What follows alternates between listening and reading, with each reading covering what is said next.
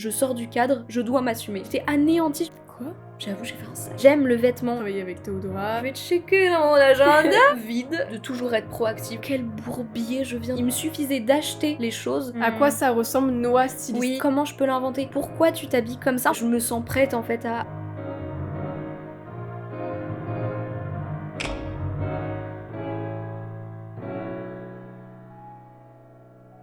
Hello et bienvenue sur mon podcast La Lumière Sûre par Nana. Aujourd'hui je reçois Noah Benzazon, C'est moi. En chair et en os.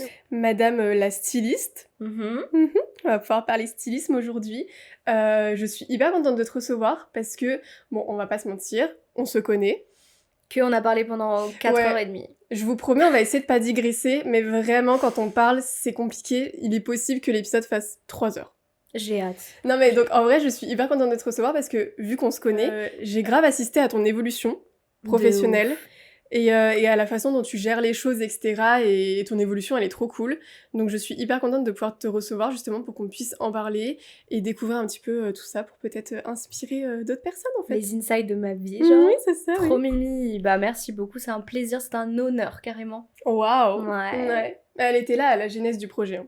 De ouf, mais même avant, genre avant que je sois en freelance, bon on en parlera un peu après, Oui. mais je te parlais du fait de, parce que j'étais en stage à C'est l'époque, vrai. et je te parlais du fait d'être en freelance, enfin, genre de me déclarer en freelance.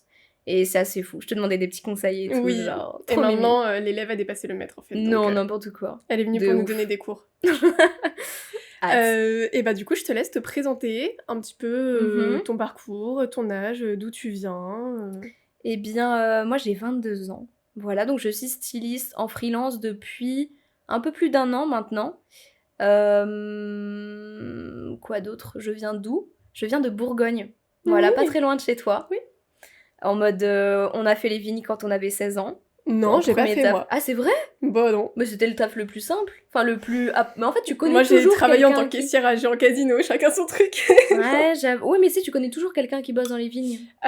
Oui, et moi c'était plus les cerises. Ah ouais? Les gens ils faisaient les Putain, cerises. on ouais. venait pas exact du même endroit, c'est pour ça. Non, ouais.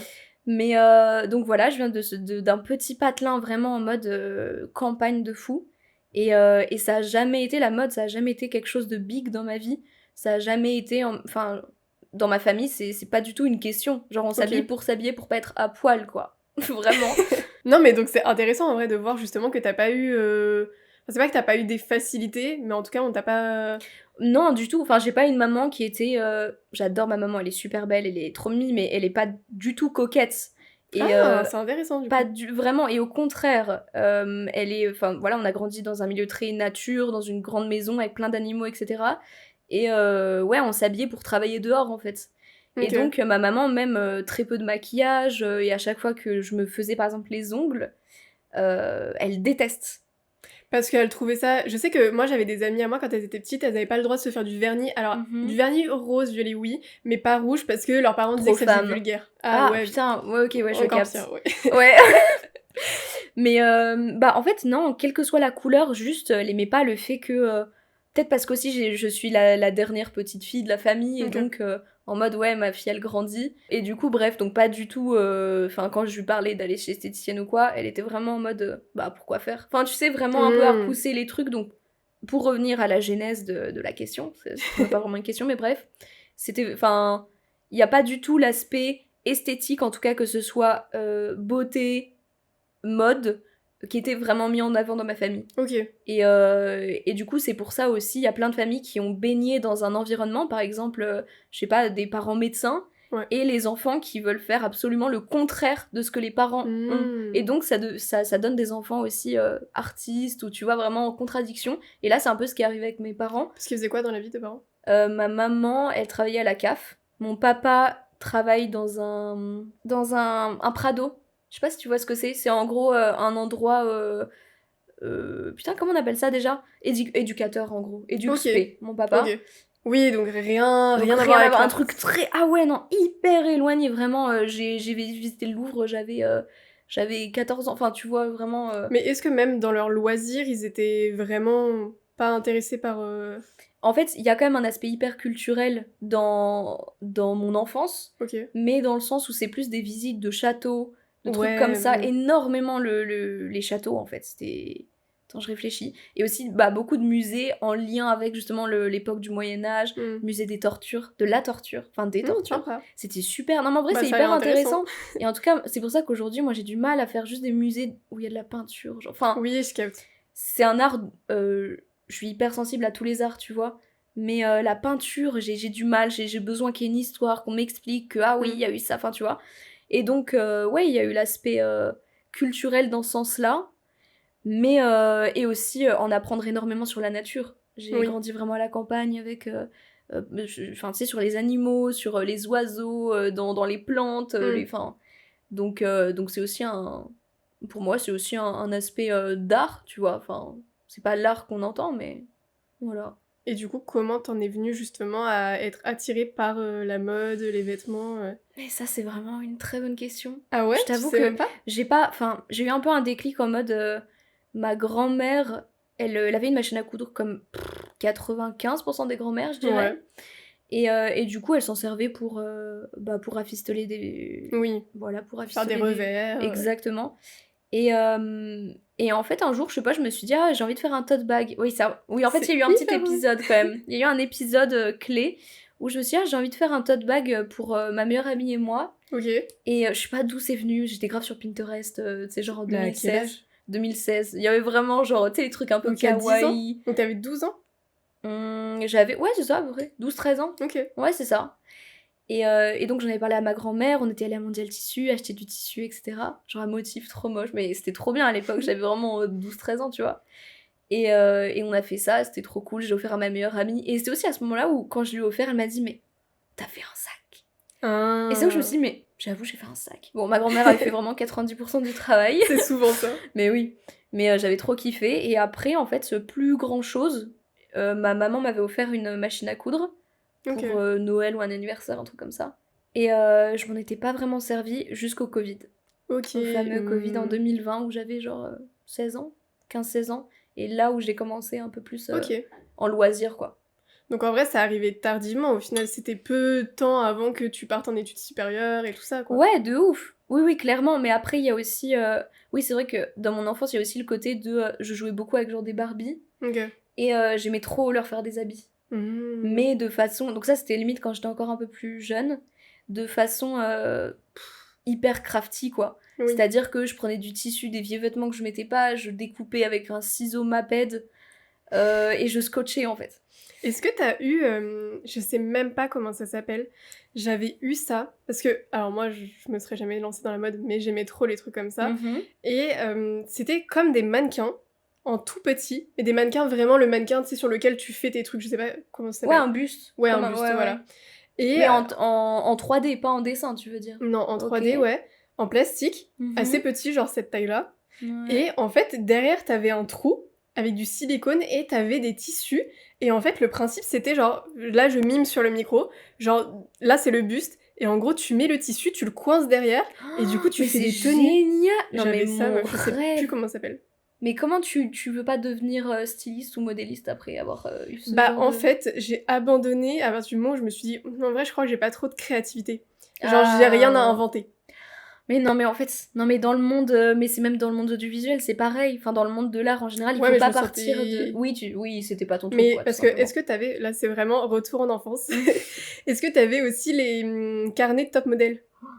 Bien sûr. Bah voilà, mais meuf, j'ai passé toute mon enfance avec les stickers et tout, oui. Même j'avais une table à dessin, tu sais, genre en mode une table lumineuse. Oui, c'est un tout petit truc nul en plastique, pour décalquer, pour... Et c'était trop bien.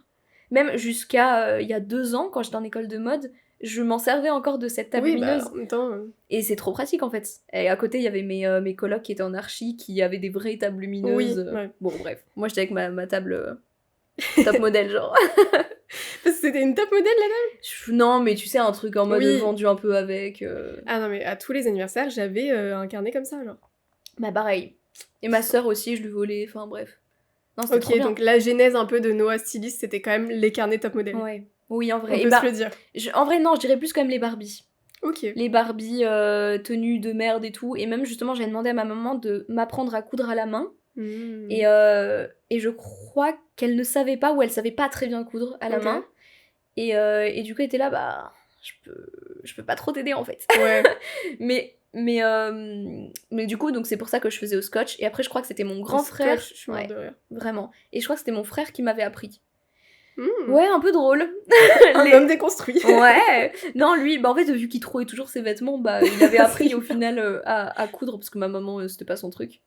Mais voilà. Donc la genèse, on va dire que c'est plutôt les Barbies. Mais du coup, c'est bien parce qu'en vrai, ça t'a permis justement, toi, de chercher à te débrouiller et finalement peut-être de trouver le goût d'aimer faire, enfin, de faire ça, quoi. Mais tu mets le point sur un point hyper intéressant. On dirait que c'est grave calculé, genre... non, mais c'est hyper intéressant parce que je pense que si j'avais eu tout ce que je voulais à l'époque, à cette époque-là, ou même au collège, en termes de vêtements déjà, j'aurais jamais développé ma créativité. Parce qu'en fait, s'il me suffisait d'acheter les choses, jamais je me serais dit comment je peux l'inventer et comment je peux le custom avec les affaires que j'ai déjà. Et donc, c'est vraiment merci papa, maman, beau-papa, belle-maman de m'avoir donné cet environnement-là on n'a pas grand-chose, mais... on se débrouille. Ouais, c'est ça. Et en fait, on a plein... En fait, j'ai toujours été très manuelle, tu vois, quand j'étais petite. Et je jouais beaucoup Playmobil, enfin, je construisais beaucoup, genre, des maisons en carton. Enfin, vraiment, en fait, vraiment avec ce qu'on avait, tu vois. Et enfin, on a eu la chance en vrai de grandir dans des grandes maisons où il y avait toujours genre du carton, des trucs pour reconstruire et ça c'est vraiment génial quand t'es enfant.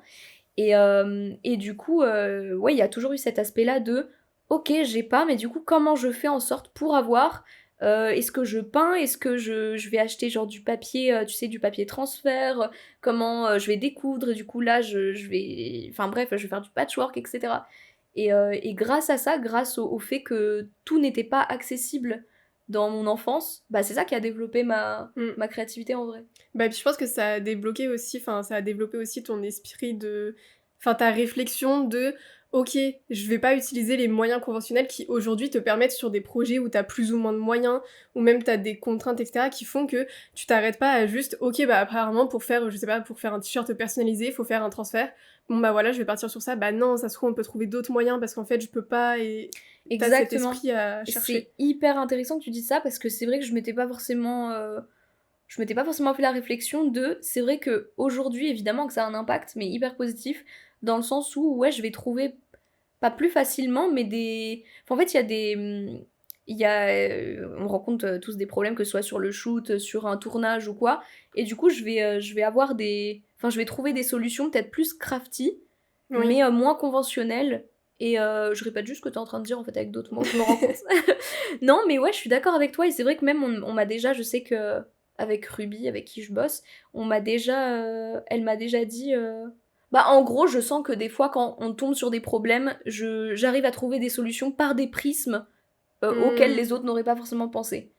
Enfin, pas tous les autres, et je me... Voilà, parce que je pense aussi que dans un sens, t'as travaillé un peu ta gymnastique mentale à ne pas avoir peur de c'est pas faisable de cette façon-là, on va trouver une autre façon, plutôt que de te dire en fait on n'a pas les moyens et ce sera pas possible. Ouais, donc on peut pas, exactement. Pour moi, il y a rien qu'on puisse pas faire. Vraiment. Et enfin, dans le stylisme, hein, parce que j'ai pas du tout un discours méritocratique, voilà, on est bien d'accord. Mais ouais, genre si on a une idée de base, peut-être que ce sera pas exactement pareil, et tant mieux, elle est amenée à évoluer. Donc et au contraire, c'est comme ça, je trouve que tu trouves vraiment ton style en fait. Oui. Tu trouves ta vraie identité dans ton travail. Tu m'as dit que t'avais commencé à vraiment songer à ça, etc. au Covid. Qu'est-ce qui s'est passé après qui t'a amené à ton parcours scolaire? Est-ce que ça a influencé directement même tes études? T'as peut-être pris des options différentes, je sais pas, ou est-ce que ça a vraiment pris un tournant quand t'as pu faire tes études supérieures et du coup aller dans la branche que tu souhaitais? Est-ce que tes parents t'ont soutenu? Est-ce que c'était difficile, un peu effrayant, vu que eux ils avaient un parcours plutôt standard? En vrai, évidemment que ça a joué sur ma volonté dans les études, parce que donc à cette époque-là, Covid, j'étais en première, donc je crois que les vœux se font pas encore, mais en gros il y a des premières épreuves de bac, et tu sens déjà que post-bac ça arrive très vite. Et donc évidemment, dès cette période-là, enfin dès que le confinement s'est terminé, je me suis un peu calmée en termes de couture, mais c'est là où je me suis vraiment découverte et je me suis dit mais c'est... Enfin, en tout cas, si j'en fais pas ma vie, je veux que ce soit un vrai loisir à part entière en fait. Et donc j'ai un peu continué à côté. Et quand il y a eu les choix Parcoursup, je me suis dit, ok, j'ai vraiment envie de bosser dans la mode en vrai. J'ai vraiment envie de créer des choses en fait. Et donc j'ai trouvé des DNMAD, je sais pas comment ça se dit, où c'est des formations en fait comme des BTS, donc c'est en lycée, et c'est des formations de 3 ans, donc des licences en fait. Et t'as pas besoin forcément d'un background particulier de mode, d'un bac pro couture ou quoi pour y accéder. Donc Parcoursup arrive, le stress de ouf, et je me dis, de base j'avais visé que des écoles DNMAD, enfin des formations de mode quoi. Et en fait je me dis, en parlant aussi autour de moi, je me dis bah faudrait peut-être quand même trouver un truc un peu plus classique. Parce que j'ai pas envie de me retrouver 1 an directement après le bac sans rien en fait. Et je sais que je peux faire 1 an à la fac au cas où, 1 an un peu plus random, histoire de savoir où je vais en fait. Et j'ai été j'ai eu la chance d'être hyper bien entourée en vrai de mes parents, qui malgré le fait qu'ils aient pas du tout suivi un parcours artistique, ils m'ont toujours fait énormément confiance. Et surtout ma maman qui est vraiment d'un soutien de ouf. Et quoi qu'il arrive, elle me dira mais tu vas d'être ça. Tu gères, je te fais confiance. Mais des fois il y a des côtés où du coup tu te dis mais j'ai besoin que t'aies peur avec ta moi. Maman. Oui, ou vois, même est-ce que vraiment j'ai les épaules ou c'est ça, à être moins délusionnaux en fait. Mais du coup c'est bien parce que mon père lui est beaucoup plus carré. Et donc c'est lui qui m'apportait un peu ce truc là de terre à terre de ah c'est drôle, nos parents ils sont un peu pareils. Ah ouais, on a les mêmes parents genre. Non mais ma mère elle est grave dans ce truc justement où tu sais elle est hyper fière de moi, elle est trop contente, elle parle de moi à tout le monde etc. Et mon père il s'y connaît moins et du coup il est plus sur la réserve et donc lui il est plus pragmatique. Genre par exemple je vais leur montrer un clip, ma mère elle va dire mais c'est trop bien et tout. Après elle aura affronté les difficultés avec moi parce que du coup je parle beaucoup avec ma mère pendant le process et après tu montres le résultat à ton papa. Et mon père lui va dire mais la musique elle est nulle là. C'est exactement ce qui s'est passé avec mon papa. Je vais faire mais papa c'est pas moi qui ai fait la musique, concentre-toi sur la mise en scène s'il te plaît. Ouais mais non mais là ça va pas. Ok. Mais meuf, c'est exactement pareil avec les derniers clips que j'ai fait. Il me paraît, il disait ouais, par contre, la musique et tout, je suis là, mais déjà, moi j'adore, arrête en fait. Et en plus de ça, bah, juste regarde mon taf à moi, pitié. Bah oui, c'est ça. Bah oui, bah c'est exactement pareil. Mais d'un côté, il y a du bon dans cette éducation-là par mon père, où justement, il m'a appris à calculer beaucoup de choses. Parce que, ok, c'est bien, il faut réfléchir de façon plus rationnelle, mais j'en ai pas parlé. Mais chose très importante, c'est que au moment où je visais des écoles de mode, je visais surtout une école en particulier qui était à Bruxelles. Parce qu'il faut savoir qu'il y a beaucoup d'écoles de mode en France, à Paris surtout, enfin beaucoup aussi dans des grandes villes, mais c'est des écoles hyper chères. On n'a pas encore parlé de ça, mais oui, ça va. Jamais de la vie, je me suis dit, je vais mettre 8000 balles par mois ou par année dans une école de mode. Impossible. Enfin, j'avais 17 ans à l'époque de mon bac, impossible d'avoir un prêt sur le dos, tu vois. Et mes parents pouvaient pas du tout me suivre là-dedans. Genre, je m'en serais trop voulu qu'ils se ruinent financièrement pour un truc qui est grave égoïste. Enfin, pas égoïste parce que t'as des enfants, tu finances leur parcours de vie, c'est normal, tu vois. Mais c'est mon choix, tu vois. Et vu que je sors du cadre, je dois m'assumer. Oui, je capte. Et donc, école de mode en France, impossible. Donc, école en Belgique, beaucoup moins cher, genre 500 € par mois. Pas par mois, pardon, par an. Donc de base, c'était surtout celle-ci que je visais, plus que les DN-Made, parce qu'il y avait très peu de place. Et donc, pour en revenir à cette école-là en Belgique, que je visais de base, donc post-bac, j'en avais parlé à mon père, et c'est lui qui était donc plus réticent par rapport à ça, parce que j'ai 17 ans, ta fille, elle t'annonce qu'elle veut vivre dans un autre pays, une école, de mode, quoi, enfin, abuse. Et donc... j'avais essayé de le convaincre, tu sais, en faisant des beaux messages, en écrivant « Ouais, mais je ferai ça », bref. Même si moi-même, je savais pas du tout où j'allais. Hein. Et donc arrivent les résultats de Parcoursup, où j'avais mis des facs, quand même. Fac de psycho. Parce que je m'étais quand même dit, je divague énormément, je suis désolée, c'est pas très cadré. Hein. Non, mais vas-y. Mais je m'étais quand même dit, ok, si la mode, c'est qu'un loisir dans ma vie, il faut que je teste. Il faut que je me donne en fait la possibilité de faire un job beaucoup plus normal entre guillemets et donc je m'étais dit ok, donc qu'est-ce qui me dégoûte le moins? Enfin, qu'est-ce qui me, tu vois, un peu à reculons, mais voilà. Et je me suis dit en vrai de vrai, la criminologie, mais on en avait déjà parlé. Oui, non mais c'est drôle, mais ouais, c'est hilarant. On est pareil. La criminologie m'intéressait énormément et la sexologie aussi. Ok. Et d'ailleurs, c'était hilarant quand j'avais annoncé ça à mes grands-parents. J'avais dit, ouais, sexologie et tout. Et mon grand-père, il m'a regardé. Et ils entendent pas très bien, les grands-parents. Il m'a regardé, il a fait, la psychologie. Et je lui ai Oui, dit, papy. j'ai dit, non, papy, la sexologie. Non, mais en mode pas du tout. Non, mais en fait, il y a encore une image hyper sexuelle, bizarre autour de ça, alors que c'est vraiment...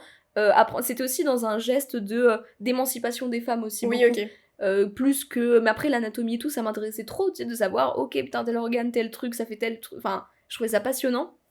Mais donc, je m'étais dit, ok, pour arriver à soit l'un, soit l'autre, tu peux aller en fac de psycho. Ok. Donc comme ça je me fermais moins les portes entre guillemets au cas où je vais faire soit sexologie soit criminologie. Bah, surtout qu'en plus Parcoursup c'est... Enfin tu mets ce que tu veux et après tu reçois des réponses donc fallait absolument que tu mises le plus large pour être sûr de pas te retrouver en année sabbatique rien. genre. Ouais tout à fait. Donc j'avais mis mes DNMaid, évidemment dès les premiers résultats j'ai été presque dégagée de partout, mais c'est normal, j'avais aucun vrai portfolio. Oui, t'avais fait un dossier ou pas du en tout fait, j'avais fait sur Canva, enfin tu sais, j'avais aucune notion autour de moi, il y avait pas de gens qui faisaient ça, tu vois, donc je savais pas ce qu'ils attendaient, mais ça aurait été hilarant de retrouver ce que j'ai envoyé à l'époque. J'adorerais. Ouais, vraiment. Et donc, voilà, je me rends compte qu'en fait, ce sera sûrement les facs, quoi. Ok. Et grosse déception en vrai. Je me suis dit, putain, je vais faire ça de ma vie, parce que sur le moment, t'as l'impression qu'il y a que ça qui existe, et que ta vie elle est tracée là, c'est bon. Ouais. C'est à 17 ans, voilà. Mais spoiler, non. Voilà, sinon tu ne serais pas sur ce canapé. Exactement. Parce que ce n'est pas un podcast de criminologie, c'est un podcast sur l'audiovisuel. Ah merde. Non. Okay. Et donc j'ai fini par être acceptée à la fac. Et c'est là où j'ai fait 1 an de psycho, du coup. Enfin, plus 3 mois. Après, je suis restée pour, pour la bourse et tout, tu vois, j'y allais quand même. Mais je me suis vite rendu compte que c'était pas pour moi, en tout cas. Donc ce que j'ai fait, c'est que, voilà, au bout de 3 mois, je me rends vite compte que c'est pas du tout pour moi. J'avais littéralement l'impression de dissocier et de vivre la vie de quelqu'un, en fait. Ok. Vraiment de me dire, j'ai l'impression d'être dans un film, mais c'est pas désagréable non plus. Mais en tout cas, ce qui était désagréable, c'est quand j'ai reçu les premiers relevés de notes. Voilà, ça a piqué. Où j'ai bossé, parce que je me suis dit, bon, quitte à faire les choses... Bah oui, parce que quitte à faire les choses, autant les faire pour de vrai. Parce que, est-ce que... Comment je peux savoir si c'est fait pour moi si je me donne pas à fond? Quel que soit le domaine, tu vois. Legit. Ouais, franchement, pas mal. Mais ça n'a pas du tout porté ses fruits. Je devais avoir genre 4, enfin vraiment des très mauvais résultats. Et j'étais anéantie. Je me suis dit, mais attends, la mode, j'ai l'impression que c'est mort. Ouais. Ça, c'est mort, mais je vais faire quoi de ma vie en fait? Je me sentais grave coupable et tout. Et donc, c'est là où je me suis dit, mon plan A est revenu en tête en mode l'école en Belgique en fait, tout simplement. Oui, t'avais plus que ça à penser en fait. C'est ça. Donc j'ai commencé, je me souviens exactement des discussions que j'ai eues avec ma mère où il fallait que je remette ça sur le tapis. Et donc voilà, j'en ai reparlé à ma maman et à mon beau-père qui étaient hyper encourageants, hyper ok termine ce que tu peux, profite avec tes amis, voilà, trop bien, trop cool. Je touchais ma bourse à côté, Dijon c'est pas cher. J'ai vécu les meilleurs moments de ma vie, vraiment, on a fait grave la fête et tout, c'était trop bien. Et donc j'en ai parlé à mon père et il était un peu plus réticent. Normal en vrai, j'aurais réagi un peu pareil je pense. Et c'est là où justement je lui ai sorti un plan en fait. Je lui ai dit il fallait que je le convainc, vraiment limite un PowerPoint. Mais comme dans les films en fait. Exactement. Et du coup ce que j'ai fait c'est que voilà j'ai fait vraiment limite avec un Excel, avec les dépenses, avec vraiment tout carré pour qu'il ait rien à me redire en fait. Bah ouais. Oui mais imagine il y a ça et en fait au niveau des sous, parce que c'était aussi financier hein, la complexité, parce que je touchais la bourse quand j'étais à la fac à Dijon, en France. Mais en Belgique je ne touchais aucune aide. Mais puis, est-ce que tu peux pas toucher la CAF ou des trucs comme ça? Non, rien, pas d'appel. Parce que ta mère, je pense qu'elle le sait bien, du coup, si tu pouvais toucher la CAF. Exactement. Et donc, non, absolument aucune aide. Mais du coup, voilà, j'ai fait vraiment mon document hyper clair pour mon papa. Et en vrai, il avait rien d'autre à dire que... vas-y ma fille, en fait. Trop bien. Parce que j'avais prévu de trouver un taf, de bosser là-bas, évidemment. Parce que mes parents... Enfin, je les adore, hein, mais ils pouvaient pas... Enfin, voilà, 100 balles par mois, c'était déjà très bien. Oui, et puis t'as combien de frères et sœurs? On est, en comptant les demi les demi non, en tout... du coup, par rapport aux frais qu'ils doivent dépenser, quoi, en mode combien... en tout, avec famille recomposée et tout, on est fille unique, quoi. Non, c'est ça, oui. J'ai 2 demi-frères, et on est 4 dans le noyau principal, on va dire. Oui, donc beaucoup, quand même. Donc on est pas mal, oui, c'est ça. On est pas mal. Non, mais voilà, puis mes parents qui ont un travail commun, enfin tu vois, au SMIC, enfin c'est pas, ils sont pas... Oui, modestes. Voilà, exactement, tout à fait. Mais ouais, donc j'ai fini par y aller, par trouver un appart là-bas, enfin c'était vraiment, je vivais mon rêve, c'était une période incroyable où je me suis dit, mais ça fait 3 ans là, enfin ça fait 2-3 ans que je vise cette école-là, et je sais même pas pourquoi en Belgique, je sais même plus comment je l'ai trouvée cette école. Ouais. Parce que c'est pas une école hyper, c'est pas la Cambre, tu vois, en Belgique. Ok. Et c'est pas à Anvers, l'Académie Royale, c'est vraiment la haute école Francisco Ferrer, à Lemonnier, c'est vraiment... C'est pas C'est dans niche. un endroit... Ouais, c'est pas une très grande école renommée, quoi. Et donc, voilà, à partir de là, j'ai commencé C'était en 3 ans. C'était un bachelier. Ok. Et j'ai bossé sur le côté. J'ai eu beaucoup de taf, du coup, étudiant. Et ce qui est bien en Belgique, c'est que tu es plus rémunéré parce que tu ne cotises pas. Donc, Ok. en gros, t'as facilement 14 € de l'heure, en fait. Ah, c'est bien. Donc, c'est trop cool. Et voilà, j'ai bossé dans des friperies, dans un cinéma, enfin bref. Et c'était génial, j'ai rencontré plein de gens trop cool. Du coup, à partir du moment où tu t'es retrouvée donc en Belgique, tu t'es retrouvée enfin à vivre ton rêve quand même après longtemps à avoir manifesté, cherché, essayé, Manifester, etc. tu le dis, hein. Ah ouais? Ah ouais, j'écrivais dans mon journal. C'est vrai? Ça et ça. Ah ouais, mais jusqu'à l'année... Bah même encore maintenant, hein. Hmm, Ouais, on en parlera. ok. Mais donc du coup, tu t'es enfin retrouvée à l'endroit où tu devais être, à l'endroit où t'étais ma à ta place. place, ouais c'est ça. Mm. Qu'est-ce qui s'est passé pour toi? Comment tu t'es sentie? Comment ça s'est traduit? Qu'est-ce que t'as découvert? Alors, il faut sachez que... Donc cette formation était en 3 ans, et en fait, c'est une formation de styliste modéliste. Ok. Et en fait, j'ai digué pendant des heures sur le site internet pour savoir la formation, qu'est-ce que ça propose, pour être sûre, tu vois, Oui. parce que vraiment, j'ai aussi ce côté-là du coup de mon papa où je vais pas me jeter dans un truc de façon inconsidérée, non, je peux être naïve et un peu innocente, mais je vais pas me lancer dans un truc sans savoir où je vais vraiment, tu vois. Et donc j'ai fini par diguer la formation, j'avais appelé l'école, j'avais envoyé des mails, la meuf est chiante. Voilà. Mais je veux savoir où je vais, tu vois, je suis française, je viens de loin, je suis jamais allée en Belgique de ma vie, la première fois que je vais y aller c'est pour m'installer, tu vois. Bah et puis là ça t'aurait fait reperdre une année. Exactement, ouais. Parce que moi parce qu'il faut savoir que j'avais aucun autre choix, j'avais pas fait Parcoursup en fait. Ah. Après la fac, après les 3 mois où je m'étais dit c'est non, genre en février, un truc comme ça, je m'étais directement dit ok, l'école en Belgique. Et en fait, j'étais tellement focus sur ce plan A que j'ai fait aucun plan B. Ouais. Mais d'un côté, ça m'a permis d'être clean sur ce plan A en fait. Oui, je capte. Et de me dire, il y a que ça qui est possible, parce que je fonctionne beaucoup comme ça dans la vie aussi, en mode, je vais pas m'imaginer 12 000 plans de secours, parce que j'ai l'impression que ça va un peu me porter l'œil et Oui, je capte. me les faire les utiliser, tu vois. Alors que si je n'en ai même pas conscience et que j'ai digué mon plan A à fond, il y a pas de raison que ça fonctionne pas, tu vois. Et je me sens plus que tes questions, je me sens plus où... Bah, je te demandais du coup si c'était... Oui. Ok. Oui, c'est bon. C'est bon, tout simplement. Oui, en fait, et aussi, ce qui m'a choqué le premier jour de la rentrée, donc dans cette école-là en Belgique, c'est, donc on nous fait la présentation, on rencontre les profs et tout, et c'est qu'en fait, ils nous disent, ouais, il n'y a pas de couture. Quoi? Et je regarde, et je commence à... Mon cœur, je fais de la tachycardie, en fait, à ce moment-là. Je me dis, mais comment ça? Je suis dans une école de mode. Et pour moi, c'est genre 50% du travail, la couture. Surtout le modélisme, c'est oui, pas de la couture? Mais c'est ce que je pensais. Ah. Bah en fait, parce que oui, le modélisme en gros c'est concevoir une tenue ou une pièce de la 2D à plat Ouais. au 3D en fait. À la 3D au buste, sur Mais buste. Et donc pour moi, pour que ça devienne théorique. quelque chose justement en 3D, il faut qu'on couse en Ouais. fait, tu vois. Et donc, j'ai été vraiment... Je me suis dit, mais dans quel bourbier je viens de me mettre, en fait. Là, je viens de déménager il y a 1 semaine dans un pays que je ne connais pas. Je suis en colocation, je connais personne. Il pleut tout le temps. Et je ne couds pas. Parce que je savais déjà un peu coudre à côté, tu vois. Mais Oui, je me suis mais dit, bon, ok, au moins dans l'école, je vais avoir une formation plus pro, tu vois. Ou alors, même si on n'a pas que des cours, on peut avoir une formation à l'école ou quoi. Non.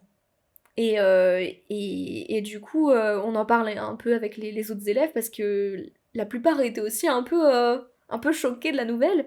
Et en fait, on s'est dit, on a appris qu'après, il y avait des cours de couture par des anciens élèves, mais qui Ok. coûtaient extrêmement cher.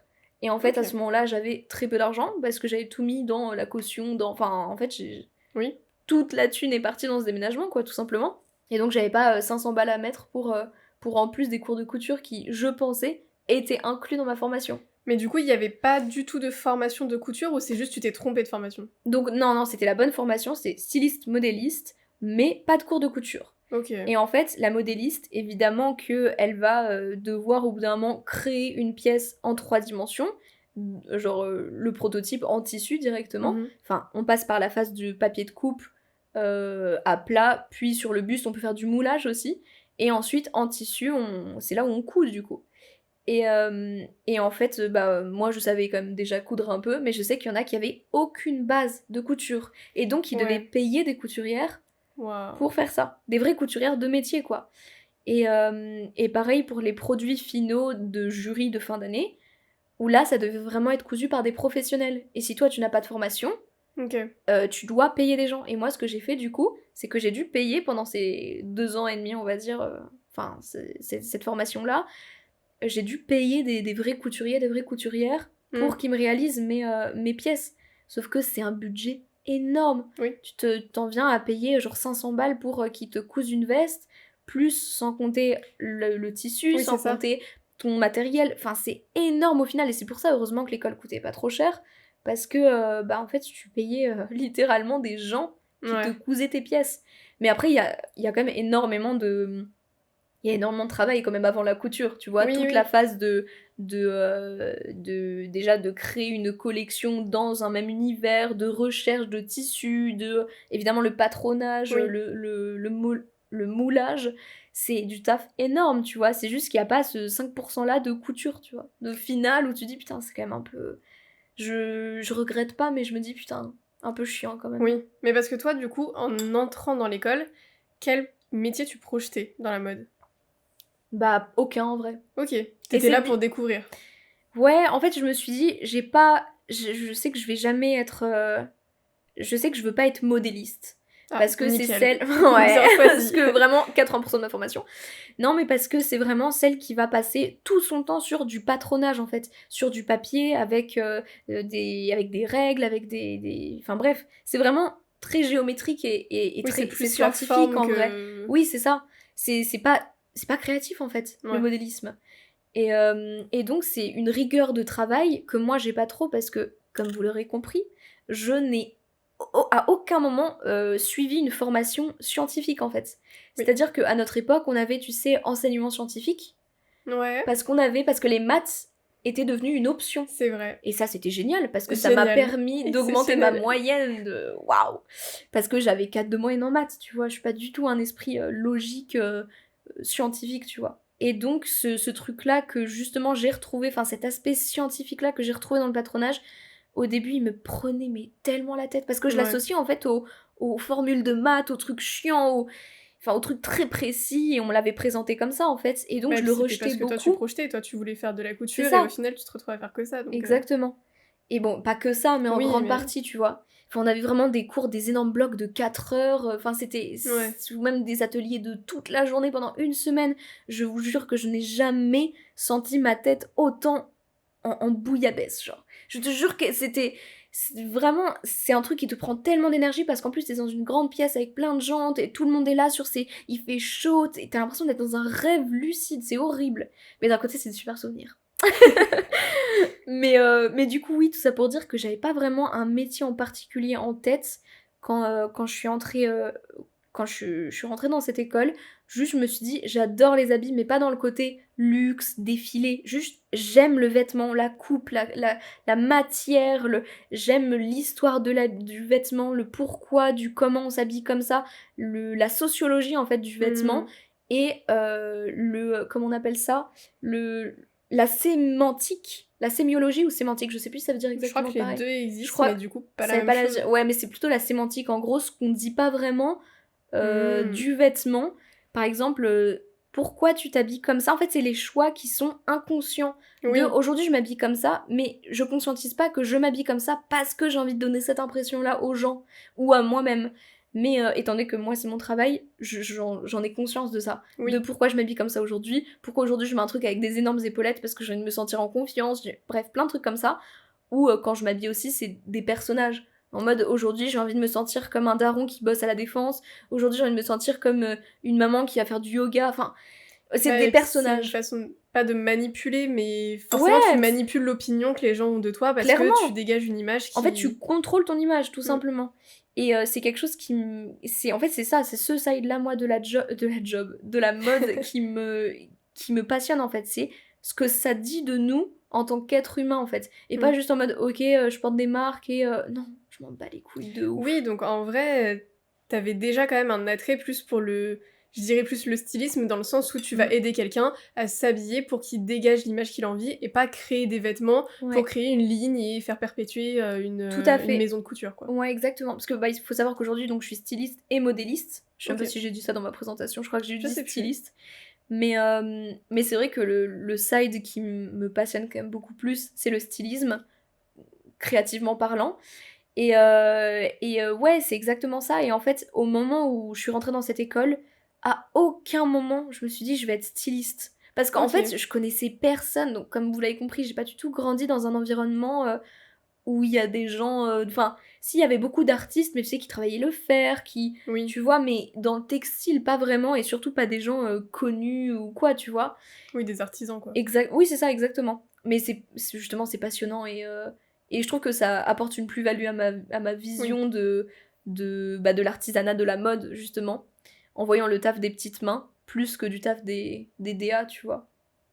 Et donc, ouais, me retrouver aujourd'hui styliste, en fait, c'est que une question de rencontre, vraiment, parce que, ok, c'est du réseau, mais de base, il y a zéro réseau, genre. Il y a vraiment, ça part de rien, et en fait, il suffit de faire une petite rencontre qui, en fait, ils vont te faire rencontrer tel et un tel, et en fait, tu bosses bien, en fait, tu t'entends trop bien, en fait, tu deviens copine, et en fait... Et il suffit de ça. Donc non, j'avoue que j'avais pas vraiment une idée de métier en tête. Et ça me stressait un peu, honnêtement.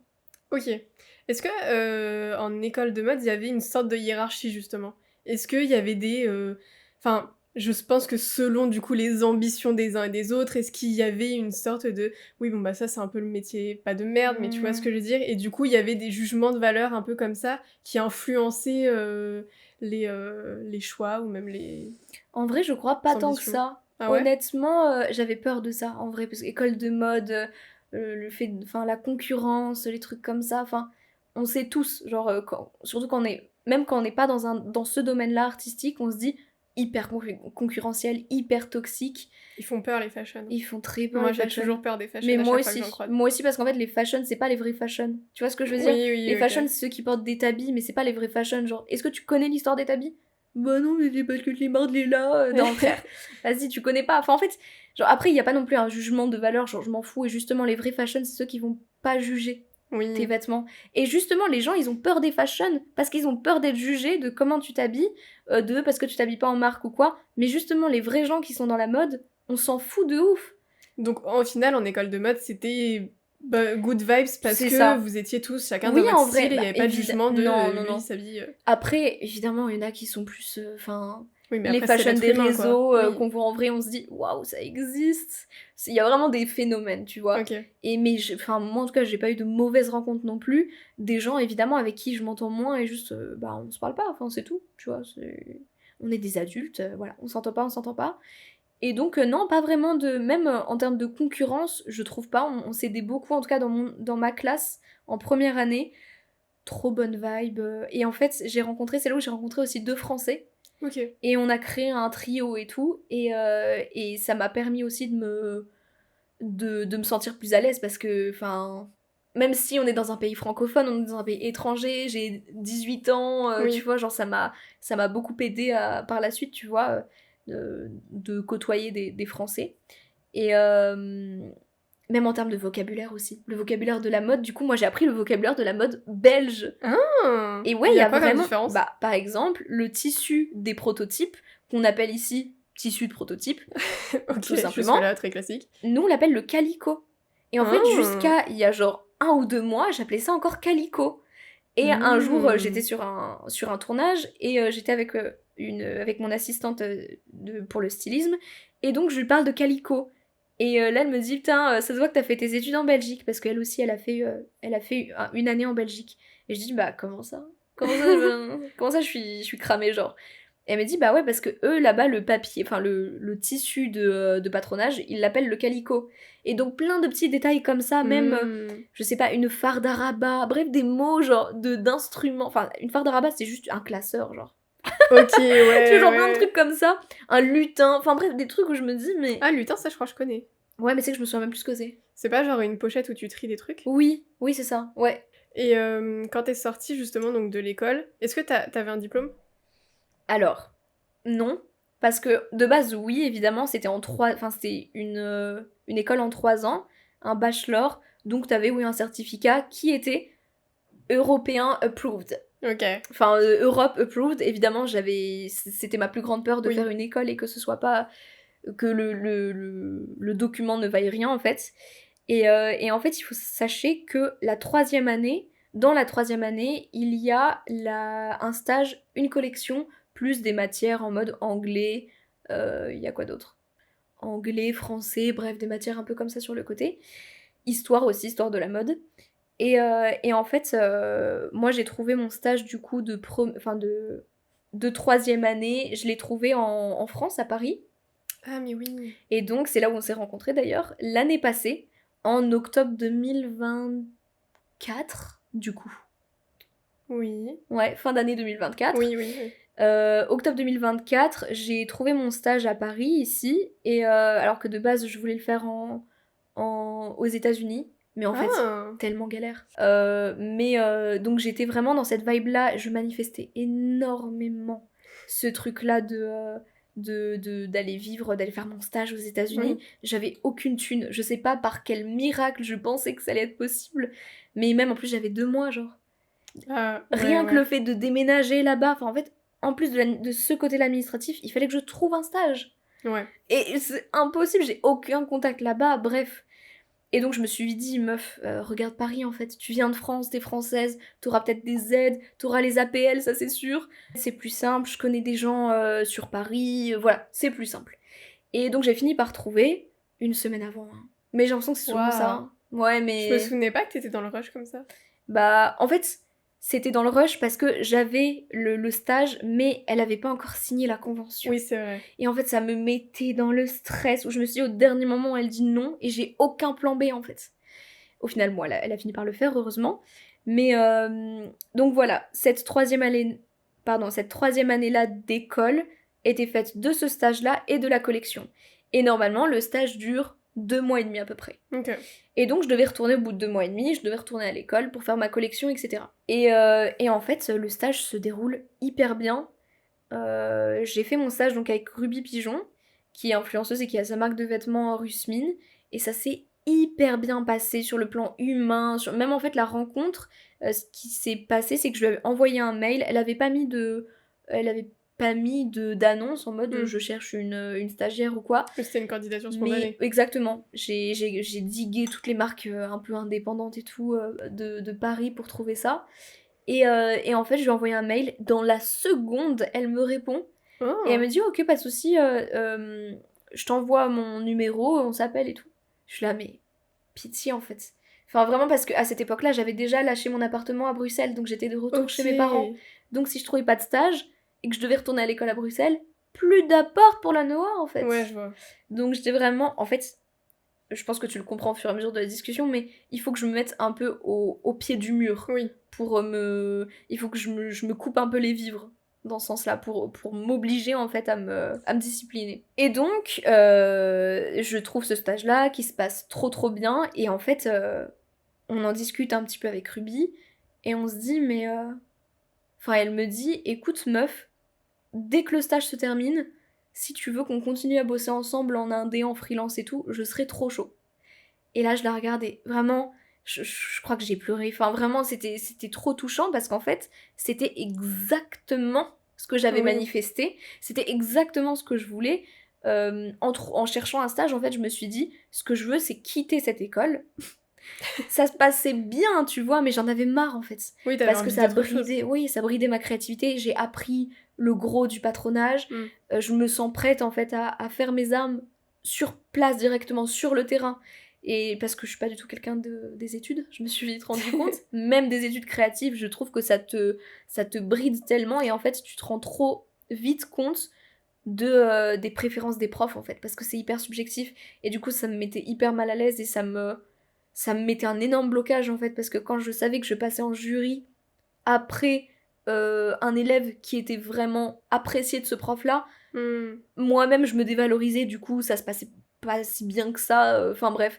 Donc j'avais ça vraiment... marche pas comme la vraie... Enfin, c'est pas que ça marche Y pas a pas comme de la vraie barème, vie. Oui, oui. et puis dans la vie de tous les jours, si tu fais ce que t'aimes, etc., tu trouveras peut-être ton public. Là où t'as pas le choix de trouver ton public, il faut que tu plaises aux personnes qui ont des préférences et qui ont C'est des goûts et exactement qui en ça. plus ça te notent. Donc t'es censé être dans un endroit où tu dois développer ta créativité, te trouver pour faire ce qui te correspond et t'affirmer dans ton art. Et à côté de ça, il faut aussi que tu plaises à des profs, parce que sinon tu vas être mal noté et ça va être compliqué, donc c'est un peu un dilemme. Exactement. C'est trop dur de faire de l'art tout en sachant que tu vas être noté et en essayant de plaire aux profs en fait. Parce que du coup tu perds tu perds toute essence de toi-même, je trouve. Même si évidemment chaque projet sort de ton cœur, de ta tête, tu seras tout de suite bridé par ok, bah il y a ça que je dois faire, il y a ça, par des contraintes. Mais ce qui est normal, parce que comment ils pourraient noter sinon les mêmes élèves sur des projets si différents, tu vois. Mais je trouve ça bizarre, même le concept d'école de mode et d'art, tu vois. Bah parce que tout le monde en ressort en mode bah ça bride ma créativité du coup. Ok. Mais au moins on apprend des choses beaucoup plus concrètes comme le patronage, enfin voilà, des trucs très carrés. Et heureusement que je suis allée en école pour ça, honnêtement. Oui, il faut des bases quand même qui oui. n'ont rien à voir avec la créativité et qui te permettent de... Clairement, j'aurais pas pu apprendre ça sur YouTube. Enfin, il y a beaucoup de vidéos, mais moi je sais que je devais être face à un prof pour. Oui. Et donc voilà, Ruby qui m'a proposé qui m'a fait cette propale de on peut continuer à bosser ensemble.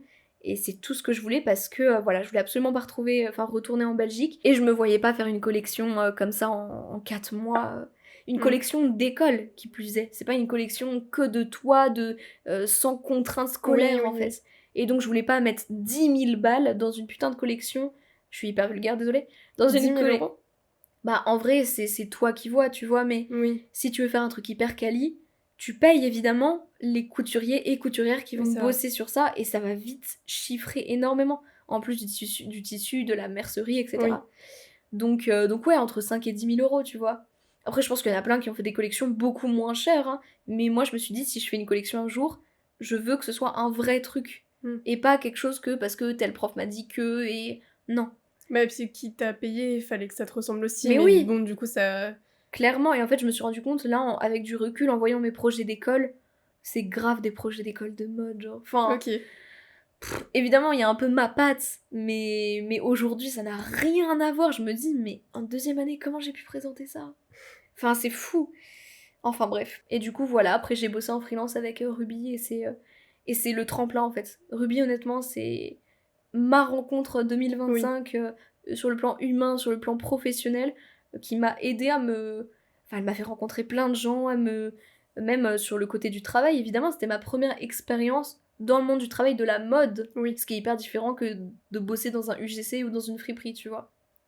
Donc bon, très très reconnaissante. Ok. Voilà. Et qu'est-ce qui t'a fait après, justement, te tourner plus vers... Du coup, tu fais plus de l'audiovisuel et du stylisme, etc. Qu'est-ce qui t'a fait te tourner plus vers ça? Est-ce que c'est justement des rencontres qui t'ont fait aller vers ça et qui font que maintenant t'as envie d'évoluer dans ça? Ou est-ce je sais pas, est-ce que c'était vraiment que t'avais pas du tout envie de travailler dans des maisons de couture, etc. qui ont fait que, bon bah, pas par dépit, mais en tout cas que tu t'es tournée plutôt vers ça? En fait, dès le début, je savais que je voulais pas du tout bosser dans une maison de luxe ou quoi. Et même, j'en ai pas la prétention. Enfin, en vrai, c'est pas du tout ma façon de travailler. C'est pas du tout ma vision de la mode. J'ai pas envie de financer, entre guillemets, un monde qui me ressemble pas. Un monde professionnel, du moins, qui me ressemble pas. Et justement, j'en avais parlé avec mon père, qui lui, et mes grands-parents, du côté de mon papa, qui étaient plus... oui, du coup, tu fais de la mode, tu veux travailler chez Chanel. Enfin, tu vois, le truc un peu random, entre guillemets, quand tu dis que tu veux faire de la mode. Et moi, dès le début, je leur ai dit, c'est pas du tout ça qui m'intéresse. Et c'était là en mode, ah ouais, ok, t'es sûre? Et je suis là, mais vous savez que ça paye pas déjà? Et bon, c'est pas pour ça principalement que je veux pas Je veux bosser juste de là-bas. l'argent en fait, papy mamie, donc Chanel ce sera non. Non, mais ça paye pas. Et sur le plan éthique, c'est pas du tout mes valeurs, c'est pas... Enfin voilà, comme j'ai dit, moi, la mode, pour moi, c'est le côté sociologique, le côté humain, anthropologique, limite, plus que le côté de... le luxe, c'est ça. Après, ce qui est bien dans le luxe, c'est le côté... savoir-faire. Le côté savoir-faire, exactement. Les petites mains, justement, le travail il y a des gens, leur travail, c'est de coudre des plumes sur... J'ai un ami à moi qui a fait ça. Mais je trouve ça dingue, c'est de mettre des perles, c'est du travail vraiment. On pense à toi, Nathan, je sais que tu veux pas venir sur le podcast parce que tu ne fais pas partie de l'audiovisuel, mais Ah, vraiment, quel taf. Bah ouais, non mais vraiment, c'est tellement important. Mais moi, je me voyais pas du tout faire ça. Heureusement qu'il y a des gens comme toi. Ouais. Et donc, je me souviens plus de la trame, je suis perdue. Je te demandais, oui, pourquoi tu t'étais tournée plus vers l'audiovisuel, que même, ne serait-ce que peut-être ouvrir ta marque ou des choses comme ça, pourquoi c'était pas ce que tu souhaitais? Oui, parce que c'est vrai que aussi quand on dit qu'on travaille dans la mode, les gens pensent « Ah, tu vas avoir une marque de vêtements ?» Oui, c'est ça. Il y en a beaucoup dans mon école dans ma classe, qui voulaient faire ça, parce que c'est un truc un peu obvious, tu vois. Mais pas du tout. J'ai jamais eu ce truc-là. Toi, tu n'as jamais été conventionnelle, tu ne veux pas. Non, mais ouais, je sais pas, j'ai pas... Enfin, c'est pas mon truc et je sais que j'ai pas envie... En fait, il y a assez de vêtements sur Terre, arrêtez de... Non, mais... je sais pas comment dire, mais tu vois, il y a vraiment ce truc-là de... ma conscience écologique et avec mes valeurs et tout, éthique, morale, humaine, et le côté un peu plus art... plus en mode mais oui mais on n'est pas obligé de créer pour qu'il y ait un but en particulier, juste on crée, oui mais du coup créer, on prend les ressources de la planète, bref, tu vois, il y a constamment un petit démon sur mon épaule. Aujourd'hui tu es mon ange apparemment vu comment tu es habillée. mais voilà, et donc ouais, jamais voulu forcément monter une marque, faire des vêtements et les vendre de temps en temps, pourquoi pas, genre si j'ai une pièce en particulier et si ça plaît aux gens, pourquoi pas. Mais pourquoi l'audiovisuel? Mon rapport à l'audiovisuel, c'est drôle que ça arrive à 4 heures du podcast. Mais mon rapport à l'audiovisuel, j'adore en fait. J'adore l'audiovisuel. J'ai toujours... pareil, j'ai jamais grandi dans un monde voilà, où on connaissait des réals ou pas du tout. Et même en plus, quand j'étais petite, j'avais aucune culture cinématographique et pourtant j'aimais trop ça. Même C'était les vraiment l'idée... Non. Bah, tu regardais pas les 17? Si, mais les clips de... Non, mais sur YouTube plutôt. Ouais, moi j'étais une YouTube moi je passais ma journée devant W9 et D17 pour regarder tous les clips toute la journée. En fait, le problème à la télé, c'est que il y avait des clips un peu ringards qui passaient entre guillemets, c'est-à-dire il y avait beaucoup de... je sais pas, tu sais, genre Watibé, etc. Et en fait, à l'époque, pourquoi je dis ringard, c'est parce que mes grands frères, ils étaient là en mode, ouais, le rap, nanana, nul et tout. Et du coup, bah moi je suis la petite sœur, et en fait, moi je suis un peu ce qu'ils disent. C'est pour ça que j'ai grandi avec un truc en mode... mes parents, ils écoutaient du métal, du rock et tout. Et donc, mes frères aussi beaucoup. Et donc, en vrai, tu sais, dans la voiture, tu pars en vacances dans la voiture, t'as cette musique-là, tu t'écoutes du Muse, t'écoutes du AC/DC, t'écoutes du Guns N' Roses. Voilà, pour toi, c'est ta normalité. Oui, puis c'était pas les clips qui passaient à la télé. C'est ça. Enfin, moi, là, quand je pense clip, je pense à Téléphone de Lady Gaga. C'est ça. Mais non, mais dis-toi, ça, j'ai découvert quand j'avais 17 ans, du coup, 16-17 ans, quand je me suis vraiment affranchie du regard, du cocon familial en fait. Mais c'est drôle parce que pour moi justement t'as vachement une personnalité hyper pop culture. Et là tu me dis que t'as même pas grandi avec ça, donc c'est hyper drôle parce que pour moi t'es vraiment la fille qui est vachement très tournée YouTube, très tournée les pop stars, les meufs, etc. Et au final même pas du tout. En fait justement c'est un gros complexe que j'avais quand j'étais plus jeune. Enfin, je me sentais vraiment en décalage avec eux, surtout au lycée, quand tout le monde écoutait du rap, Nekfeu et tout. Et moi, j'étais là genre, putain, j'ai jamais écouté de ma vie, tu vois. Le premier rappeur que j'ai écouté, c'est Orelsan, et j'étais en 3ème. Tu vois, donc c'est pas du gros rap. Je connaissais évidemment de nom, tout ce qui est Watibé, vraiment à l'époque, ce qui... Voilà, putain, on est t'as marqué Watibé. Ouais, ma meilleure amie, elle vraiment, elle ne jurait que par eux, quoi. Et donc, ouais, j'ai découvert bien après, et en fait... YouTube aussi m'a beaucoup aidée. Oui. Et je me suis pas dit, il faut que je rattrape mon retard. Pas du tout. Juste, en fait, je me suis intéressée de plus en plus. Et c'est vrai qu'aujourd'hui, je suis beaucoup plus calée, heureusement. Enfin, je me sens beaucoup moins en décalage, en tout cas, avec ma génération. Et c'est trop cool parce que, du coup, j'ai aussi des références beaucoup plus anciennes. Et je sens que ça se ressent sur ma créativité, en fait, sur ma façon de travailler aussi. D'avoir des rêves de... Ok, j'étais au collège, j'étais en 5ème, j'écoutais du Renaud, genre j'écoutais du Brassens, j'écoutais vraiment genre des aussi des musiques françaises, des vieilles musiques françaises que mes parents écoutent, tu vois. Et ouais, donc les clips ne me parlaient pas, je les trouvais ringards à la télé. Donc, tout ça pour dire... Putain, on a grave digressé, c'est une folie. Waouh. L'audiovisuel, pourquoi? Oui, putain, exactement. L'audiovisuel, pourquoi? Donc j'ai pas du tout grandi dans ce milieu-là, mais j'aimais trop l'acting. Et je voulais être devant les écrans, en fait. Ah, je voulais être actrice. Ouais. Ok. Et en fait, au moment où je me suis dit la mode, nanana, au lycée, là, en fait, c'était soit... Dans ma tête, j'avais la mode. Non, c'était pas au lycée, pardon, c'était quand j'étais en post-bac, je me suis dit, ok, là, je vais faire un truc créatif, je vais aller dans la mode, mais est-ce que je fais de la mode ou de l'audiovisuel? C'est à ce moment-là où je me suis dit, en vrai, je vais faire un choix hyper... Enfin, qui va... Enfin, hyper définitif dans ma... Enfin, pas définitif, mais hyper décisif dans ma vie. Artistique, donc autant que je me pose vraiment et que je pose le pour et le contre de ok, une carrière plus audiovisuelle ou dans la mode. Et en fait, bon, bah la mode me suit depuis beaucoup plus longtemps avec ces histoires de Barbie et tout, mais l'audiovisuel, j'avais comme eu un affect, tu vois, j'ai fait du théâtre quand j'étais petite, j'étais beaucoup plus exubérante, etc. Et donc voilà, j'ai fait le choix de la mode. Mais c'est pour ça qu'aujourd'hui, je cherche vraiment à me greffer de plus en plus à des projets audiovisuels. Ça me passionne en fait. Et en plus, je suis vraiment entourée de gens dans ce milieu-là, dont toi, des réals, des monteurs, et en fait, je trouve ça fou et passionnant de voir à quel point c'est un travail d'équipe, mais de ouf. C'est-à-dire que sur un set, il n'y a jamais quelqu'un qui sert à rien en fait. Que ce soit du côté HMC, donc costume, make-up artiste, etc. ou du côté technicien, etc. C'est passionnant parce qu'en fait, à toi tout seul, t'as l'impression que ça change pas grand-chose ton taf sur place. Parce que par exemple, je sais pas si par exemple t'es un technicien en lumière, tu te dis bon, on est 4, tu vois, genre dans ce sens-là, alors qu'en fait, toute personne a un intérêt et un but précis. Et je trouve ça trop intéressant en fait de pouvoir lier les deux choses que j'aime le plus au monde, c'est-à-dire la mode et d'être sur un set de tournage en fait. Et même la fiction, enfin je trouve ça trop bien et je les trouve trop intéressants les gens, les réals, créativement parlant, c'est quelque chose qui me nourrit de ouf. Et même maintenant je regarde beaucoup plus de clips, beaucoup plus de films. Allez follow mon Letterboxd en fait. Non, on mettra le lien. Ouais. Maintenant aujourd'hui je rattrape un peu ce retard là comme ce qui s'est passé avec la pop culture quand j'étais plus jeune et où je regarde tous les classiques et j'aime trop ça. Et maintenant j'ai un regard beaucoup plus technique. Oui. Parce que je suis hyper bien entourée et de gens qui travaillent dedans directement. Et même aujourd'hui, je ressens les choses beaucoup plus... C'est normal, genre quand tu travailles dans un domaine en particulier, tu vois un peu tu vois tous les détails et tu te dis putain ça s'est fait comme ça et ça s'est fait comme ça. Et du coup c'est encore plus impressionnant quand tu aimes alors que t'as un œil beaucoup plus critique. Je suis d'accord. C'est pas en mode ouais j'aime la peinture mais j'ai aucune notion de peinture. Putain la peinture revient beaucoup. J'aime la peinture. Tu n'aimes pas la peinture. Non mais si j'aime la peinture. Arrête de colporter des fausses rumeurs.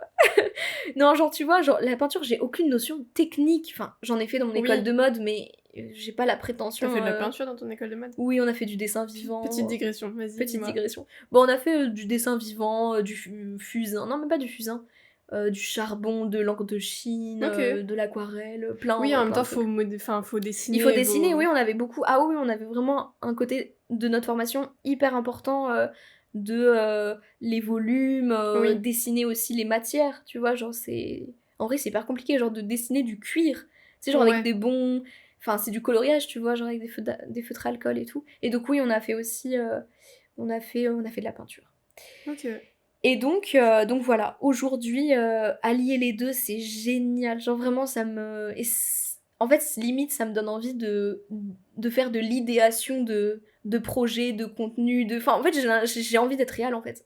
Mais parce que justement, j'allais te poser la question si le fait, du coup, de te rapprocher petit à petit de l'audiovisuel, est-ce que tu trouvais justement que c'était ta place parce que t'arrivais à allier les deux, ou est-ce que tu te disais pas... Ah, en fait, ça me manque un peu, là, je vois tous ces gens qui font quelque chose que finalement j'aimerais faire. Genre, c'est une porte d'entrée, ouais. Sans même te dire ça, mais juste de dire, tu sais, ça m'est déjà arrivé sur des tournages de faire des postes qui étaient pas de la réalisation, donc qui ne sont pas ceux que je veux faire. Ouais. Et par exemple, un des postes qui m'a le plus frustrée, c'était celui de la régie. Je l'avais fait par souci financier, mais c'est vraiment un poste qui est très très loin du réalisateur, parce que, en fait, t'es là pour servir les gens quand ils tournent pas. Donc pendant que ça tourne, bah toi t'es en train de faire à manger tout ça. T'es en décalage constant en fait. C'est ça. Et une fois qu'ils se reposent, etc., bah tu peux même pas prendre du temps et papoter avec les gens, discuter, etc., puisque t'es en train de les servir.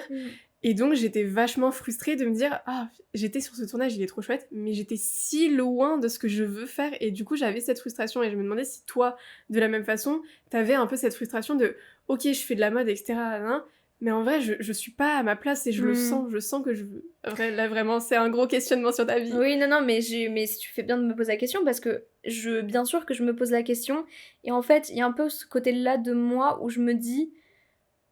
En fait, j'ai l'impression que je serai jamais satisfaite à 100%. Ok. Mais donc, en vrai, je te rejoins sur le truc de...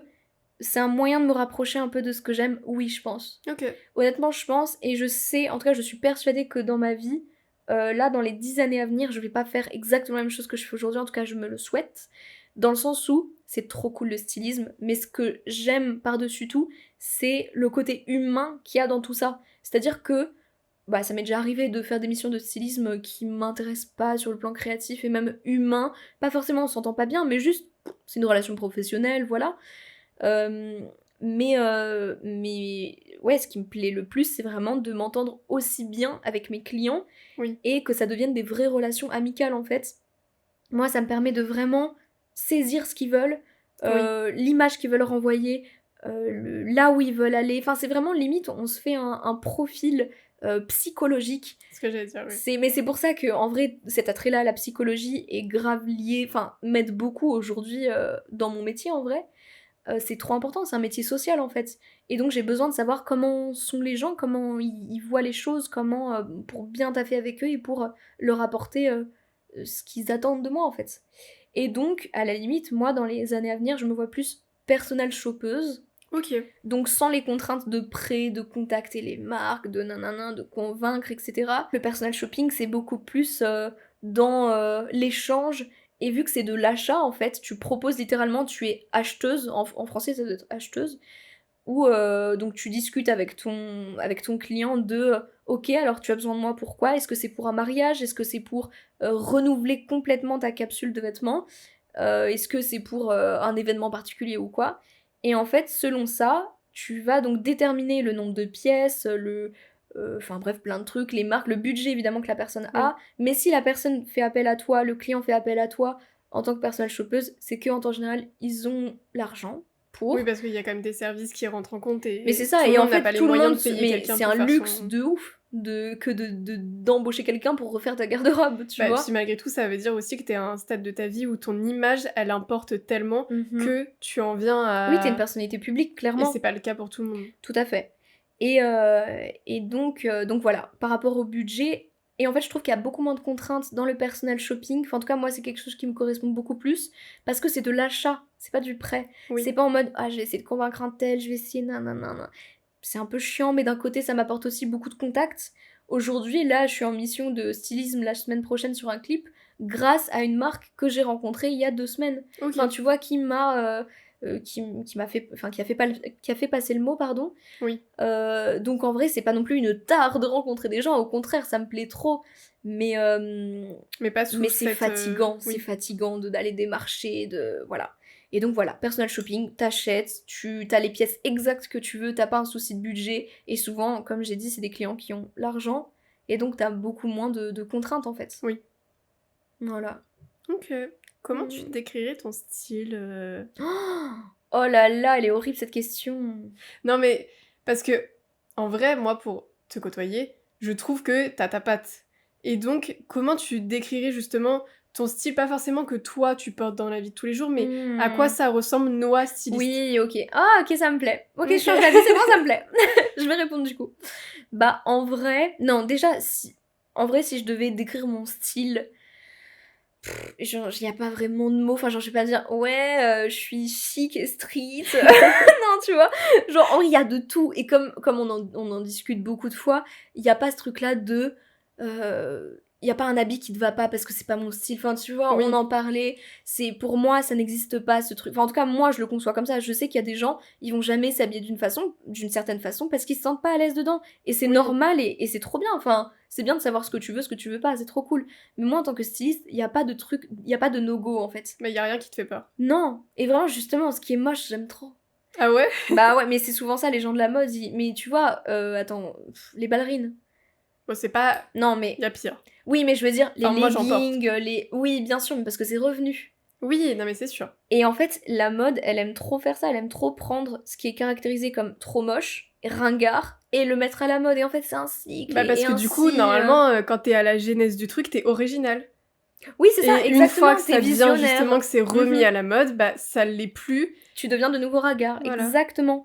Ou c'est normalisé, du coup c'est plus forcément fashion. Mais sinon, pour revenir au truc du style, donc moi, il n'y a pas forcément de pièces où je me dis non, ça je porterai jamais, que ce soit dans le style un peu plus emo, un peu plus gothique, un peu plus années 2000, années 90, même genre m'habiller de façon très bohème ou très avec des...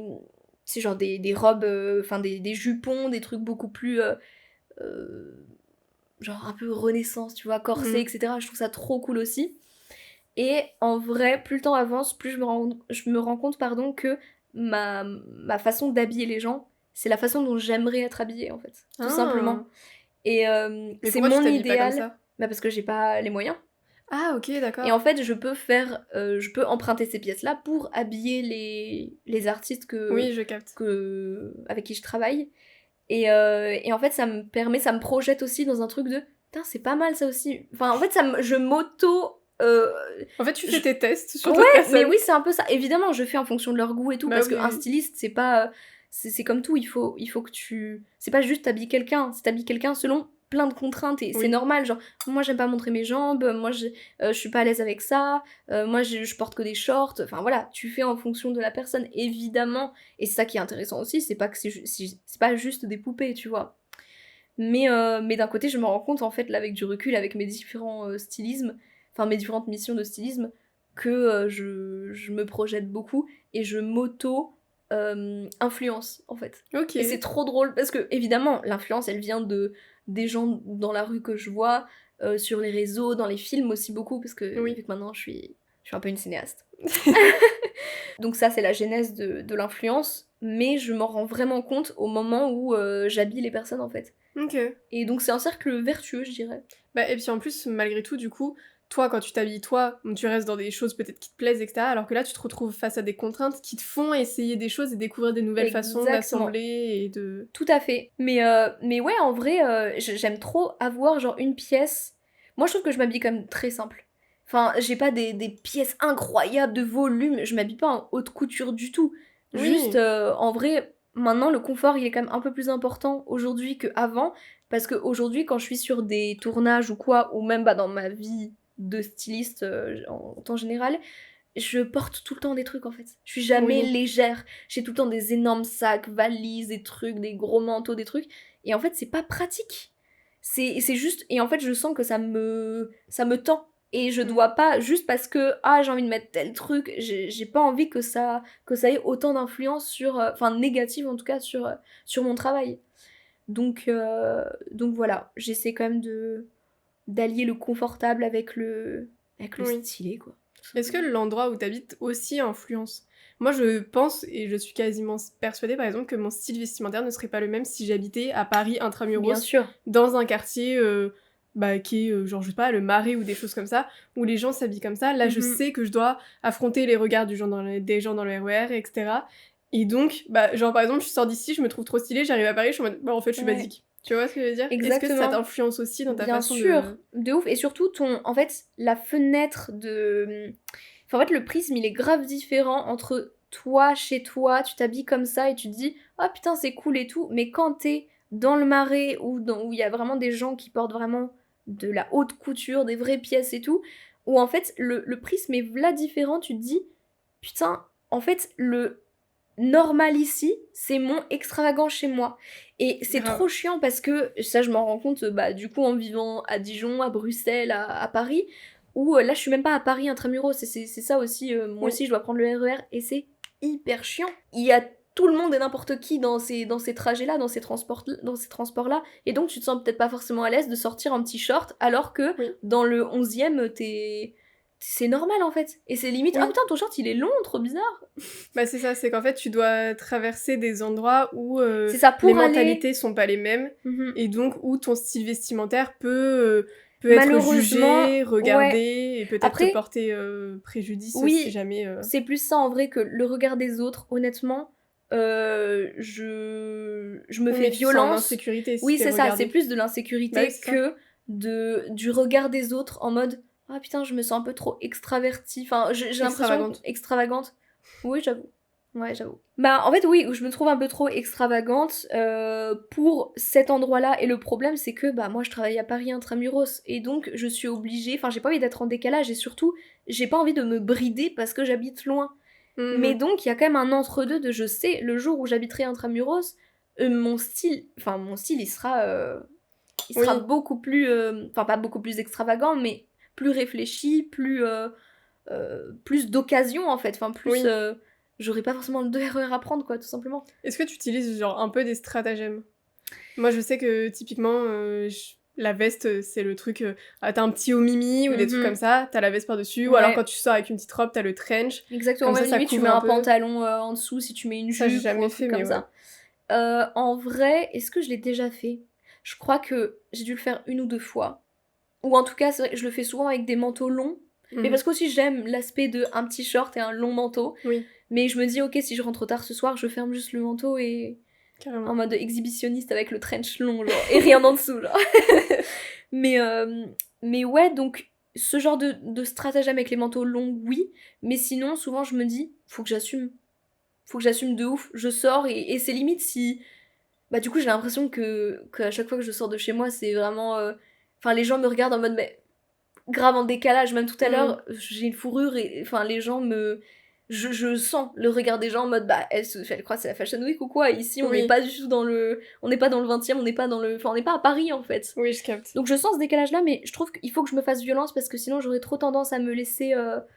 Bah me laisser influencer par là où je vis. Et en tant que styliste, je peux pas en fait. Oui. Me brider, genre ce serait. On parlait donc du fait que tu travailles pas mal sur des projets surtout audiovisuels. Comment t'abordes à chaque fois quand quelqu'un te contacte, que ce soit pour un clip ou même pour du stylisme, pour un concert ou des choses comme ça, etc. Comment à chaque fois t'abordes la chose, par quelles étapes tu passes? Est-ce que je sais pas, t'envoies peut-être un document avec des questions et les personnes elles répondent? Est-ce que tu fais plutôt un café avec quelqu'un? Enfin là c'est très pragmatique la question que je pose, mais est-ce que t'apprends plus à connaître la personne et à travers ce que t'apprends à connaître d'elle, bah tu vas tirer des conclusions? Et est-ce que tout de suite vous parlez du budget? Je sais pas, enfin, une méthodologie un peu de comment ça se passe de travailler avec toi Ouais. et... En vrai, c'est toujours la même chose. Souvent, j'ai la chance d'être assez contactée quand même. Donc évidemment, moi-même, je cherche un petit peu des offres par-ci par-là. Aussi via le contenu que je fais sur les réseaux sociaux, que j'essaye de promouvoir un peu bah, le fait que je sois styliste et voilà, et de m'apporter des clients. Donc on me contacte assez souvent, pardon, la plupart du temps. Et donc ça me met déjà dans une position de on me contacte, donc j'ai moins à prouver ma valeur de je vaux le coup en fait de bosser avec toi. Oui, t'as le choix. Exactement. Et donc la plupart du temps, ça se passe par message au début, je vois le projet, je vois l'artiste, parce que je fais aussi pour beaucoup de. Enfin en fait le stylisme c'est surtout pour des artistes musicaux. Et, ou alors donc sur des courts-métrages ou quoi, mais c'est vrai que la plupart du temps c'est vraiment en mode clip, vidéo ou quoi. Et donc voilà, on échange des messages, je vois le profil de l'artiste, je vois si ça me convient ou pas, parce que en vrai aujourd'hui, j'ai la chance aussi de pouvoir choisir, même si faut pas non plus que je sois trop Oui, exigeante. tatillonne. Si la personne de base, si l'artiste je la connaissais pas, c'est pas pour autant que je vais pas bosser avec, tu vois. Mhm. Donc voilà, je regarde et je garde l'esprit ouvert dans le sens où je vais pas. C'est peut-être pas un type de musique que j'écoute, donc je vais pas bosser avec. Non, tu vois, justement, ça peut Oui, mener vers des trucs de stylisme assez intéressants. Et il y a des fois, même par exemple, où il y a des clips, j'ai beaucoup remarqué ça par exemple avec les clips de Jossman, là, les récents clips qui sont sortis, où le visuel il surpasse la musique. J'écoute même pas la musique, et du coup, ouais, le visuel prend la place, prend le dessus, et c'est là où je me dis, bah ouais, donc les vêtements ils peuvent. Enfin, en fait, ça va anesthésier peut-être la mélodie dont je suis un peu moins mhm. fan ou tu vois. Donc ça se passe comme ça. Une fois que je valide l'artiste, une fois que c'est ok pour moi, souvent il y a un call quand même avec le chef de projet, avec Ouais. l'artiste, avec ça dépend, souvent avec la manager ou quoi. Et ce que je fais, donc là, il m'explique de vive voix le projet. Souvent, j'ai le document, la présentation du réal, l'intention. Comme ça, je sais vraiment me projeter. Et suite à ce call-là, donc moi, je prends des notes. Ensuite, je fais un Google Slide des inspi. Si eux, ils partent d'aucune inspiration, juste des mots-clés. Moi-même, je vais déjà faire ce travail en préliminaire là de Pinterest, diguer un peu des inspirations assez diverses et variées. Et ensuite, une fois qu'ils valident un mood board, c'est là où je vais contacter des marques et diguer Instagram, TikTok, tout ce que tu veux pour trouver des petites marques indépendantes, des showrooms à contacter, qui possèdent des pièces dans le style du coup du mood board validé. Et une fois que je valide avec les marques qui sont d'accord pour le projet, je mets toutes les pièces concernées sur le slide, et c'est là où du coup je le représente au réal, à l'artiste, etc. pour leur faire valider de leur côté aussi, en mode bah écoute, cette marque m'a dit que c'était ok pour cette pièce, celle-ci là, etc. Et du coup je fais des montages en fait un peu photos où on voit directement la tenue, donc pantalon, etc. Enfin haut, bas, les vêtements, les accessoires, etc. Et du coup, ils valident ou non, on fait des modifications, et il y a souvent des choses de... Enfin, c'est tout le temps last minute. Souvent, il y a aussi de l'achat. Souvent, c'est des pièces basiques, hein, un Marcel, un truc comme ça. Et donc voilà, ça fonctionne plutôt comme ça. Et si possible aussi, oui, on se voit, on prend un café. C'est pas tout le temps le cas. Par exemple, là, pour la semaine prochaine, les visualiseurs qu'on va tourner, je les ai pas rencontrés. Mais en même temps, j'ai une semaine pour faire 8 tenues, quoi. Donc en fait, j'ai pas du tout le temps, on s'est appelé auparavant et ça suffit. Et voilà, ouais, ça se passe plutôt comme ça, la plupart du temps. Et du coup, t'as pu travailler, donc tu travailles pas mal avec Aaron. Ouais. T'as aussi travaillé avec Théodora, tu travailles avec To Die For. To Die For. To Die For, my bad. Mais c'est vrai que je l'ai appelé pendant 6 mois To Die For. Bah, je pense que c'est pour ça que je l'appelle comme ça. Mais c'est To Die For, donc mourir pour. Enfin, c'est plus logique. To Die For, c'est horrible. To Die For. To Die For, ouais. J'ai cru que c'était Today. Du coup, je me non, To Die For. Ok. Et t'as travaillé aussi avec Yoa. Comment à chaque fois, justement, tu t'es adaptée, parce que c'est quand même des personnalités toutes hyper différentes. De ouf. Comment tu t'es adaptée aux contraintes qu'ils avaient, etc. pour à chaque fois quand même... Est-ce que t'arrivais à retranscrire ta patte, ou est-ce que t'es quand même dans un truc où peut-être que t'es à un début où t'as plus envie de correspondre plutôt que de t'affirmer, et donc essayer quand même de plaire toujours? Ouais, bah en vrai on est quand même beaucoup dans ça encore, parce que bah ça fait 1 an là que je suis styliste freelance, donc je peux pas me permettre d'avoir un truc trop niche. C'est comme mon contenu sur les réseaux, je peux pas me permettre de... Donc je fais du fast cam, je fais pas mal de formats, et je peux pas me permettre de faire des trucs trop particuliers, parce qu'il faut déjà que je... Ouais, tu plaises à l'audience. Ouais, c'est ça, que je bâtisse ma communauté en fait. Et je peux pas avoir dès le début 100 000 personnes intéressées exactement par ce sujet, tu vois. Donc il faut que je sois un peu plus vague. Et ça m'intéresse aussi, tu vois, ça me déplaît pas non plus. Et donc par exemple, oui, donc j'ai bossé avec Yoa, Théodora, mais ça c'était en assistante styliste. Donc en vrai c'est un peu différent aussi la façon de travailler. Même si assistante ne veut pas dire qu'on fait moins. Au contraire, souvent. Donc évidemment qu'il y a déjà la patte de l'artiste, par exemple To Die For, qui est enfin, je sais pas pourquoi DJ, j'ai l'impression que c'est péjoratif, parce qu'il était aussi producteur, enfin, c'est pas que ça. Bref. Et donc ouais, qui est un artiste techno. Et de base, moi, je consomme très peu de techno, quoi.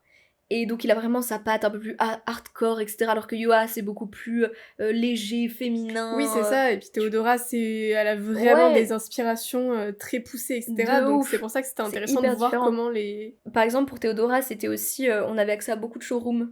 Donc c'est beaucoup plus simple. En vrai, même si on contactait aussi des marques sur le côté qui sont pas en showroom, même à l'étranger.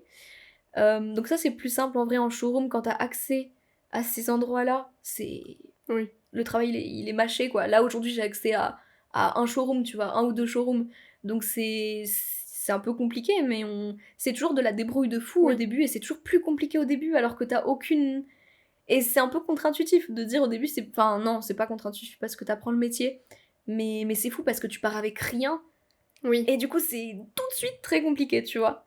Évidemment, tu fais en fonction de leur style. Et en fait, en fonction de leur style, moi, petit à petit, j'ai une base de données de marques Ok.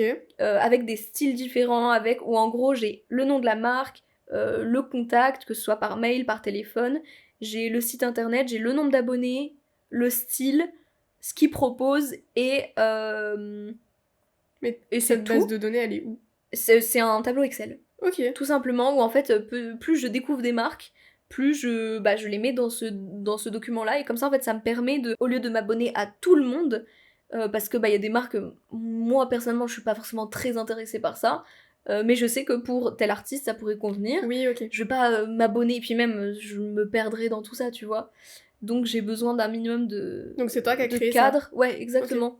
Mais je sais que justement, quand on bossait avec Théodora, il y avait ce système-là en fait D'accord. déjà. Et c'est là où je me suis dit, putain, ça m'a beaucoup aidé parce que j'ai bossé genre 2 mois avec eux. Mais ça m'a beaucoup aidé parce qu'à cette époque-là, je bossais que avec Ruby encore. J'avais pas vraiment de mission à proprement parler toute seule de stylisme. Et donc, ouais, ça m'a aidé à savoir comment entreprendre le truc, Oui. comment le cadrer en fait, beaucoup. Donc voilà, donc je sais que si demain je dois travailler avec Zélie ou avec Inno Casablanca, je sais que, hop, dans ma base de données, j'ai pas encore tout évidemment, genre j'ai une petite centaine de marques, Oui. mais tu fais vite le tour en vrai, surtout qu'il y a des marques qui te répondent pas en fait. C'est pas que Oui. tu as la rêve de cette marque-là, et puis elles sont peut-être pas forcément chaudes pour Intéressée, le... oui. Voilà, même si elles ont 500 abonnés, ça veut pas dire qu'elles seront très facilement Approchable. approchables, ouais, exactement. Donc voilà, ma façon de faire. Ok.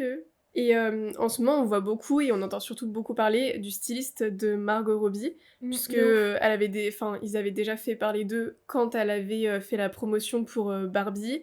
Et là, Hurlevent, bon, c'est un autre stade, ils en parlent tout le temps, etc. Est-ce que toi, justement, accompagner quelqu'un, puisque l'audiovisuel c'est quelque chose qui t'intéresse, est-ce qu'accompagner un acteur, peut-être pas forcément au point où lui le fait, parce que c'est quand même quelque chose de particulier, je sais pas si c'est le même du coup qui fait Zendaya, mais Zendaya aussi, elle adopte à peu près la même chose, elle avait fait des tenues hyper particulières par rapport à Dune, Ouais. par rapport à Spider-Man, tout ça. Mais est-ce que toi, c'est quelque chose qui t'inspire et que t'aimerais peut-être, vers lequel t'aimerais évoluer plus tard, ou vraiment... Non, de ouf. Ok. Vraiment, parce que là, actuellement, je me retrouve dans le milieu Du de clip. l'audiovisuel, mais Oui. musical. Et c'est trop cool parce que jamais de ma vie, je pensais aller en studio, enfin, des trucs lunaires où moi-même, j'ai aucune notion de musique. S'il y a quelque chose que je n'ai pas, c'est le rythme, quoi. C'est vrai? Donc, mais jamais de la vie, je chante ultra faux, c'est vraiment un truc, j'aurais adoré, hein. Je sais pas jouer de musique, enfin, j'ai pas du tout cette notion-là, donc c'est un peu drôle qu'aujourd'hui je me retrouve là-dedans, un peu par hasard en vrai, parce que mon premier client, c'était vrai client, je veux dire, en mode pas assistante ou quoi, c'était Tout Taille Fort, qui lui-même m'avait contacté via mes contenus sur les réseaux en fait. Ouais. Il m'a dit ah, est-ce que t'as de la dispo, etc. Et je suis là, alors attends, je vais checker dans mon agenda, mon agenda vide, entièrement vide. Bien sûr que j'ai de la dispo pour toi, mon mec, mais. Mais donc voilà, ça a commencé comme ça, et en fait, lui m'a fait rencontrer une chef de projet d'un label, et suite à ça, en fait, je bosse souvent avec ce label-là Ok. maintenant, avec cette amie-là même maintenant, en fait. Ouais. Et donc vraiment, de fil en aiguille, donc c'est vrai que le monde musical, voilà, je suis un peu tombée dedans, entre guillemets, mais c'est pas du tout négatif, c'est un truc auquel je Oui. n'aurais jamais pensé, c'est tout. Mais justement, se raccorder un peu plus au monde du Oui. cinéma, ça c'est vraiment un truc qui me parle énormément, mais surtout pour des projets où le stylisme est important. Oui. Parce que faire le stylisme sur un film français un peu basique, ou même un film où le stylisme c'est juste pour habiller les gens, Oui, ça me oui. parle pas trop. La sémantique du stylisme dans Dune par exemple, là c'est hyper intéressant. Il y a vraiment un rapport de force, il y a, tu vois, c'est celui qui est habillé comme ça, la couleur de ça, tous les détails sont importants, et j'ai vraiment envie d'être dans un projet, dans un long métrage ou court métrage où l'habit est autant mis en valeur que le taf du DOP ou des Ouais. lights ou quoi, tu vois. Mais évidemment, pour en arriver à là, il faut que je fasse aussi des projets où les habits sont plus vus comme utilitaires plus que Oui, oui. stylistiques et créatifs. Mais pour revenir à ta question, évidemment que ce serait quelque chose qui me plairait que de suivre l'artiste lors de la promotion en fait d'un film ou quoi, parce que c'est vraiment là où le côté humain prend le dessus et c'est pas juste habiller la personne dans son rôle, c'est habiller la personne en tant que célébrité, en tant qu'humain pour promouvoir son rôle. Tu vois, donc c'est un truc beaucoup plus... souvent c'est des choses qui sont quand même plus portables, mais ça renvoie toujours, que ce soit dans un code couleur, dans un style ou quoi. Là je pense à Barbie par exemple, c'était clair et net. Après c'est des tenues que... Même je crois qu'il y a une tenue qu'elle portait en promo, c'est une tenue qu'elle avait dans le film, carrément. Ok. Enfin, peut-être c'est grave une fake news, mais ça m'étonnerait pas, tu vois. Et donc c'est quelque chose qui m'intéresserait de ouf que de suivre... que de suivre des artistes. Enfin, tu vois, parce que c'est pas sur les plateaux, c'est du live, c'est différent en fait. Et est-ce que, enfin là du coup tu parlais quand même du fait, enfin tu nous as parlé du fait que t'aimerais être personal shopper, tu dis aussi que t'aimerais aussi pouvoir habiller des acteurs, etc. Est-ce que de manière générale être styliste, même sans forcément avoir un travail de promotion d'un film, etc., mais styliser des comédiens, des comédiennes pour, je sais pas, des tapis rouges comme les... mince, le truc hyper prestigieux, le Met Gala, ou des choses comme ça, etc. Est-ce que tout ça, c'est quelque chose qui t'intéresse, ou est-ce que ça se raccroche quand même un petit peu à ce truc de luxe, où du coup, les pièces que tu vas faire porter, généralement, ce sera quand même plus des pièces de maison de haute couture, c'est ça. Est-ce que ça reste quand même quelque chose qui t'intéresse d'avoir des personnes qui sont habillées par toi, et donc de réfléchir à ça, ou est-ce que ça se raccroche trop au luxe et... Alors oui, ça m'intéresse, mais dans une optique de suivi de la personne, plutôt que dont on parlait tout à l'heure, d'un acteur par exemple, par rapport au film et à la promotion du film, plutôt qu'une mission ponctuelle de habiller telle personne avec qui j'ai jamais travaillé pour un... Bon, après c'est très prestigieux en soi en tant que styliste, tu peux pas cracher sur tu veux habiller Cardi B pour le Met Gala? Bah en vrai ouais. Tu vois, donc évidemment, mais je sais que ça... Bah quoique, ça pourrait... Si en vrai ça pourrait être grave kiffant parce que c'est des pièces de luxe et souvent c'est de la couture et c'est des pièces hyper extravagantes et c'est très créatif. Donc dans une optique de suivi, beaucoup plus quand même, ça me parle quand même beaucoup plus, plutôt que des missions ponctuelles, même si le prestige reste important quand même et pas à négliger. Ok.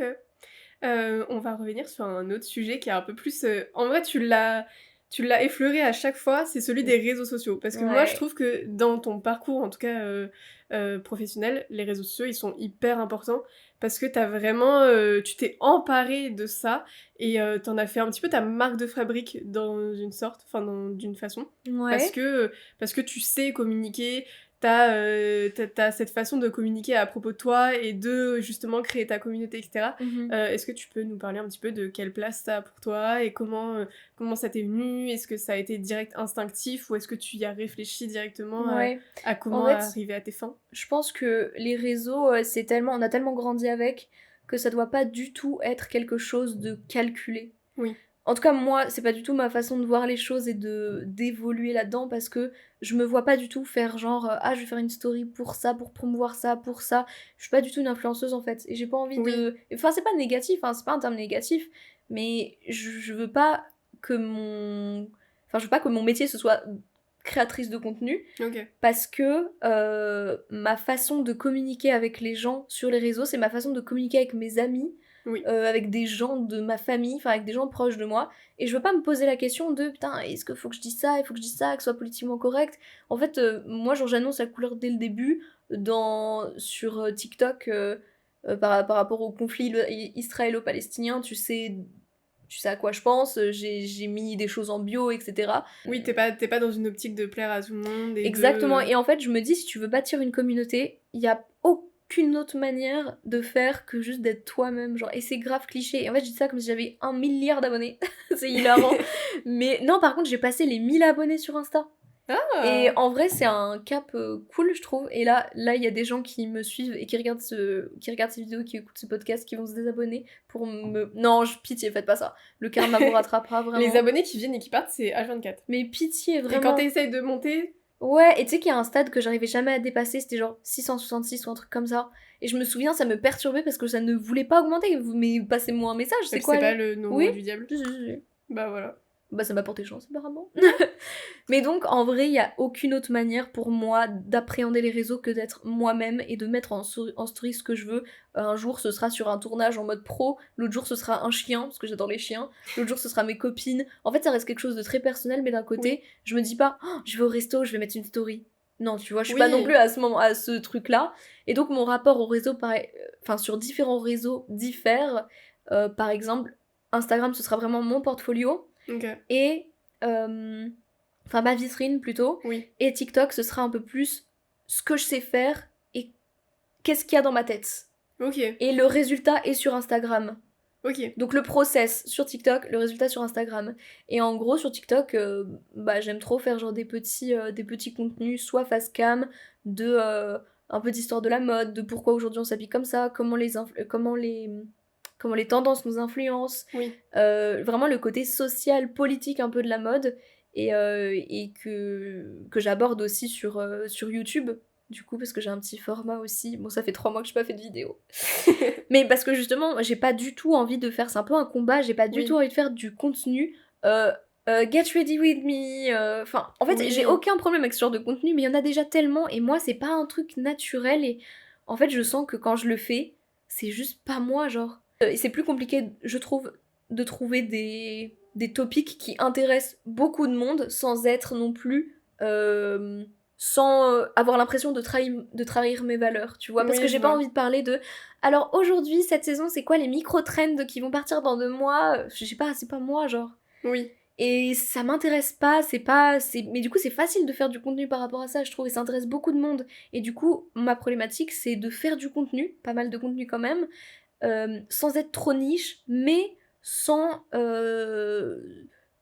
trop m'éloigner de mes valeurs et de ce que je fais, ce que je suis. Et ça, j'en ai beaucoup parlé autour de moi. Je me bloque aussi créativement par rapport à ça, parce que j'aime trop faire des vidéos, j'aime trop parler de ce que j'aime, de mon métier. Mais d'un côté, je me bride parce que, j'ai pas envie de faire des vidéos juste pour en faire, en fait. Parce que j'ai l'impression que ça va m'apporter une communauté. Enfin, je sais même pas, parce que si je le fais pas avec le cœur, dans tous les cas, ça va se voir, tu vois. Mais du coup, si t'aimes faire ça, tu ne le ferais pas avec le cœur ? Si tu me dis que tu te brides, ça veut dire que finalement c'est quelque chose que tu aurais envie de faire, ou alors tu te brides parce que c'est ce qui marcherait mais que tu n'as pas envie de faire. Ouais, exactement. C'est plus ça. Je me bride parce que c'est un contenu en temps général qui peut fonctionner, et qui fonctionne même très bien. Mais je sens que si moi je le fais, ce sera... après, c'est des limites que je me mets dans la tête aussi, c'est un peu bête, mais ce sera pas aussi... ça va se voir en fait que je le fais juste pour avoir une communauté. Et moi, c'est pas du tout ça que je veux, mais pour autant... les formats qui ont les mieux marché, c'est en mode si j'étais la styliste de telle ou telle personne, et peut-être que vous l'avez vu passer, parce qu'il y en a pas mal qui ont... Enfin, il y en a quelques-uns qui sont pas mal ressortis. Squeezie, non, qui avait bien marché. Squeezie, il a grave... Jill C, en fait des personnalités créateurs de contenu, etc., qui sont aussi accessibles, et qui peuvent aussi voir directement ton taf. Et c'est pour ça que j'ai fait ces formats-là sur des personnalités plus ou moins proches de nous, parce que si je faisais que sur des Tom Holland, tu vois, genre jamais de la vie ils vont le voir passer, ou alors il y a très peu de chance, alors que Magla, etc., ils commentent, ils republient, et c'est trop mignon parce que même j'en ai fait un sur Anime aussi, et à un moment il a posté une photo sur Insta, et je sais plus, dans les commentaires ça disait ah oui putain, toi t'as vu le TikTok sur toi de stylisme, je sais pas quoi.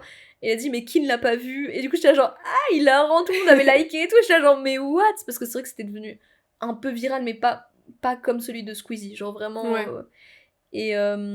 ou même lui a fini par liker aussi, j'étais là genre putain il connaît mon existence genre. Mais j'ai grandi avec les youtubeurs aussi, donc j'ai un affect particulier à ça. Est-ce que travailler avec des youtubeurs justement ce serait quelque chose qui... Justement en travaillant avec To Die For, il a fait un live avec Joyka, donc je le connais pareil depuis, il s'appelait YouTube, c'est tout, vraiment j'ai un peu grandi avec eux, et donc je l'ai accompagné, c'était à Webedia, et donc j'ai rencontré Joyka, c'était hilarant. Est-ce que tu veux raconter ton anecdote? Ah, c'était trop drôle. Non mais bien sûr que je veux raconter.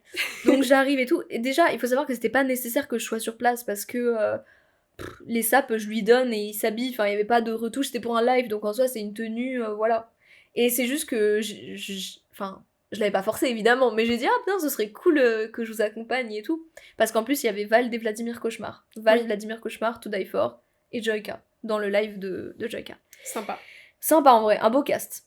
Et donc je me dis en vrai ça change rien pour eux, et moi ça fait une expérience cool. Et donc j'y vais, c'est cool, on arrive les premiers avec Vladimir Cauchemar et To Die For. Et donc on dit bonjour à toute la team, et ça me fait bizarre parce qu'évidemment il montre aussi beaucoup les gens de son équipe dans ses vidéos, mais je me dis, ma belle, c'est des gens normaux, enfin chill en fait. Oui. Et en fait, je suis pas fan des gens, enfin dans le sens où j'ai pas de... Même des chanteurs ou quoi, où j'ai plus ce truc-là de oh, je le vois en vrai. Tu vas pas les mettre sur un piédestal, on est des humains, quoi. C'est ça, parce qu'on grandit et qu'on voit plus de la même façon les gens. Mais comme ça faisait bizarre, c'est normal, tu vois, il y a un prisme différent. Et donc, voilà, on se dit bonjour, etc. Et le moment vient où je dis bonjour à Joyka. Et en fait, il vient pour me serrer la main, enfin en mode pour me checker. Et moi, je ne sais pas ce qui m'arrive, mais en fait, à des moments un peu de contexte social gênant, je suis à l'aise. Tu vois, quand je sens que c'est un peu gênant, qu'il y a une tension un peu, et ben je vais être là à l'aise, enfin tu vois, genre, en mode, pour mettre à l'aise la personne, tu vois, et pour cesser, et pas dire, ah c'est gênant là, non, tu vois. Oui, tu compenses le blanc en et étant la trop, des okay, fois, ouais. en étant trop, et je me contrôle pas, et c'est la moi quand j'étais en 3ème qui ressort, tu vois, en mode trop exubérante. Et donc là, voilà, je viens dire bonjour à Joyka, et là, il me tend la main, et je sais pas pourquoi, je lui prends, genre par là, comme ça, genre en mode, non, mon coco, on va se faire la bise, en fait. Et donc, oui, c'est moi qui le force, en mode la mamie qui force à embrasser son petit-fils. Oh, c'était tellement gênant, vraiment.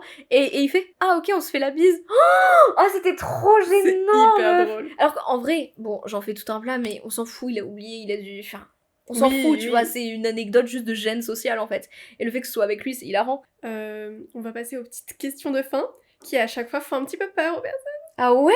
Non, mais parce que en gros, à chaque fois, je commence avec une question que je vais te donner dans quelques instants, qui à chaque fois met un peu genre les gens sur erreur, quoi. Ils sont un peu en mode... Ah ouais? Ok, vas-y, c'est la même question pour tout le monde? Oui, c'est la même question pour tout le monde à chaque fois. Je suis pas unique, vas-y. Qu'est-ce que tu aurais aimé qu'on te dise avant de commencer? De commencer en freelance styliste? Ouais, de te lancer dans... Même sans te lancer, le parcours que t'as eu, qu'est-ce que t'aurais aimé qu'on te dise avant C'est normal que ça marche pas vite et que tu gagnes pas de sous, en fait. Meuf, chill, en fait, à propos de ça. Et parce que moi, j'ai toujours énormément été angoissée par la question financière. Et c'est vraiment le truc dans la vie qui peut me mettre très mal, genre même physiquement me rendre malade, en fait. Ok.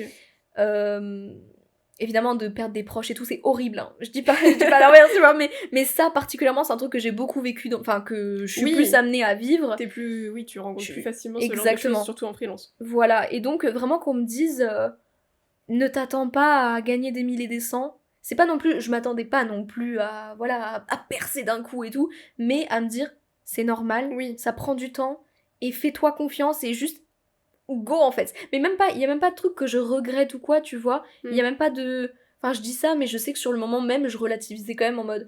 Il y a des gens autour de moi, il y avait toi déjà à l'époque aussi qui était déjà en freelance, et je savais que c'était pas non plus... la folie financière, enfin tu vois, genre non mais c'est normal. Elle m'a vue, elle s'est dit bon on va galérer encore quelques temps. Je relativise. Non mais genre j'avais quand même des gens autour de moi au fur et à mesure du temps, enfin les quelques mois passés sur Paris pendant mon stage, où en fait je me suis vite rendu compte que, en plus j'étais très bien entourée avec Ruby, qui elle pareil a commencé en freelance, où en vrai j'avais quand même très peu d'idées préconçues, j'ai quand même été bien préparée, je trouve. C'est vrai. Mais c'est vrai que si, voilà, enfin si je m'étais donné un message pour ma moi future, ce serait relax. Voilà. Et continue de méditer. Quel est le meilleur conseil qu'on t'ait donné? De toujours être sur les starting blocks. Ok. De toujours chercher, de toujours être proactive, en fait. C'est qui t'a donné ce conseil? C'est mon copain. Ah. Et bah en fait ça, et même... Ouais non, c'est surtout lui en vrai. Et en fait de pas attendre que ça vienne à toi. Oui. Parce que avec le contenu donc, que je fais sur les réseaux, ça peut m'apporter un peu de visibilité, dont des clients. Mais il faut pas non plus que je me base que sur ça et que je me repose sur mes lauriers. Et même concernant aussi la création de contenu. Genre, ok, je fais quelques TikTok, mais il faut pas que je me repose dessus. Il faut tout le temps que je fasse des choses, mais pas de façon burn-out-esque. Tu vois, pas en mode ouah, tu mets ton mental à mal, en fait. C'est vraiment juste, sois toujours aux aguets, en fait. Voilà, et quelle que soit la situation sociale, même une soirée avec des gens, tu peux rencontrer des gens, sois toujours ouverte en fait aux propositions. Et c'est un super conseil et aujourd'hui je pense tout le temps à ça et en vrai ça régit ma façon de voir les choses et je me repose jamais sur ce que j'ai. Et parce qu'en fait du jour au lendemain, genre là oui je bosse avec beaucoup, enfin avec, tu sais avec Ciel Bleu aussi, artiste du même label que Aaron. Et à un moment où je bossais que avec ces deux artistes-là, Aaron et Ciel Bleu, donc du même label. Et en fait, je me suis dit, mais du jour au lendemain, si je bosse plus avec ce label, j'ai plus rien, genre. Oui. Parce qu'avec Ruby, avec sa marque, ça dépend des moments, je bosse pas toujours avec elle. C'est pas. Freelance, ouais. Oui, c'est ça, c'est normal. Mais du coup, en fait, je peux pas me dire, ok, bah je m'entends bien avec un label ou avec une artiste ou quoi, je vais toujours bosser avec eux. Et en fait, le problème aussi, c'est quand ton taf, il dépend de gens aussi précaires que toi, ça peut pas, enfin tu peux pas te baser que là-dessus en fait, parce que les artistes ils sont aussi dans une insécurité constante. Et eux-mêmes, ça dépend du label, ça dépend de la tournée, ça dépend du budget, ça dépend de plein de trucs. Eux-mêmes ils gagnent pas de sous en perso, tout vient du label en fait. Donc voilà, il faut jamais, même si ça se passe bien avec une personne, toujours être ouverte aux opportunités. Ok. Et pour finir, quels sont tes objectifs et tes rêves et où est-ce que tu te vois dans quelques années? On va dire dans 5 ans. 5 ans, j'ai quel âge? 27. Ouais, genre la fin de la vingtaine. Mon objectif, c'est déjà de vivre à Paris. Pitié. Ok. Arrêtez de prendre le RER. Ah, pitié. Mais donc voilà, professionnellement parlant, j'aimerais bien monter une structure de personnel shopping. Mais en fait, lier tout ça. En fait, non. Pour être tout à fait honnête, l'objectif final, ce serait d'avoir une boîte de production. En vrai. Mais pas forcément que ce soit moi la directrice, la chef de tout ça, mais en tout cas faire partie d'un mouvement de ok, on crée une boîte de prod, et dedans, dans cette boîte de prod, il y a une filière liée aux vêtements, liée au textile en fait. Parce que pour moi, c'est littéralement ma formation, c'est ce que j'aime et tout, et je veux pas du tout, même si peut-être que je serais plus amenée à bosser, enfin mettre peut-être un peu ça de côté et à être beaucoup plus focus audiovisuel, il y aura toujours ça dans ma vie en tout cas. Donc, allier encore plus, fusionner en fait encore plus ce truc-là, parce que dans une boîte de prod, il y a quoi? Il y a des monteurs, des réals, et peut-être des fois des gens qui font du VFX, qui font de la VFX, des producteurs, mais il y a jamais de styliste, il y a jamais... Et en fait, je me dis, c'est toujours des freelances, et donc en fait, on est toujours dans une situation de... Les boîtes de prod vont chercher des freelance stylistes, mais je trouve ça un peu dommage parce que c'est cool de bosser avec les mêmes gens, parce qu'en fait même ils font appel aux mêmes stylistes, mais du coup engagez-la, enfin je sais pas comment dire, mais au moins pouvoir donner un statut genre de CDI ou quoi, stable, à des personnes qui font un taf créatif, genre ça vraiment ce serait une réussite de ouf que de pouvoir offrir ça à des gens, parce que Dieu sait que c'est angoissant à la mort, mais d'un côté c'est cool aussi je suis contente d'être en freelance, d'avoir cette liberté-là de cette semaine j'ai pas envie de travailler. Enfin, tu vois, genre je cherche pas trop d'opportunités, je suis fatiguée et tout. Et la semaine d'après, tu charbonnes comme jamais. Mais voilà, en vrai, d'avoir une structure et de faire beaucoup plus de personal shopping en tout cas, si c'est pas une question. Mais après, dans les 5 ans, 5 ans ça passe en un claquement de doigts. Tu me diras là, on dirait que là c'est surtout. Tu t'es dit dans les 5 ans, moi j'ai dit où est-ce que tu te vois dans. Je suis grave mise la presse là. Non, mais plutôt un objectif de vie, je dirais, que de monter. Voilà, et d'être heureuse en santé. La santé. Eh bien, merci beaucoup Noah d'être venue. Merci à toi, j'ai l'impression qu'on a passé une éternité. Parce qu'en vrai, on avait déjà parlé une grande éternité. On a déjà parlé de beaucoup de ces choses-là parce que on se connaît depuis plus d'1 an. Oui. Et mais c'était quand même trop cool et en vrai hyper cadré, trop cool, trop agréable. T'es trop forte. C'était hyper agréable, j'espère que vous avez senti la même chose. J'espère très aussi, fluide. oui. J'espère que ça vous a plu, que le parcours de Noah vous a intéressé et que ça vous a permis de peut-être mieux comprendre le domaine du stylisme, parce que c'est vrai que, enfin, je sais pas si c'est un domaine qu'on connaît peu. En tout cas, on s'intéresse plus généralement aux personnes à la tête des maisons de haute couture et tout ça. De ouf. Et concernant dans l'audiovisuel, on s'y intéresse pas du tout. Parce que c'est quand même un podcast audiovisuel au final. Mais on est grave mis... Enfin, on est quand même bien mis sur le teco, je trouve. Vous avez quand même une catégorie au César, alors que les make-up artistes n'en ont pas. Oui, c'est vrai. Oui, c'est vrai, de ouf. On a déjà ça. Enfin, c'est déjà ça. On se contente pas du minimum. MDR, ouais, j'avoue. Je me fais grave influencer, purée. Non, oui, c'était trop sympa. Et en vrai, meuf, c'était hyper agréable. Vraiment. Merci. J'adore. J'espère que vous avez kiffé. Mettez un énorme like, en fait. Oui. Non, mais en vrai, je l'ai dit dans un des autres épisodes, je vais commencer à vous dire de vous abonner et de liker et tout ça. De ouf. C'est trop important. Les gens, ils ont besoin de rappels comme ça. Sinon, C'est ça. Sinon, c'est des visualisateurs fantômes. Bah, et puis là, j'en suis à un stade où j'ai pas encore assez d'abonnés pour que vous regardiez et que vous vous abonniez pas, en fait, j'ai besoin. De ouf. Donc, n'hésitez pas à vous faire entendre que vous avez aimé le podcast, que ça vous plaît et que vous le soutenez. N'hésitez pas à nous dire en commentaire si ça vous a plu et si vous avez même peut-être des questions à Noah en vrai. Hein.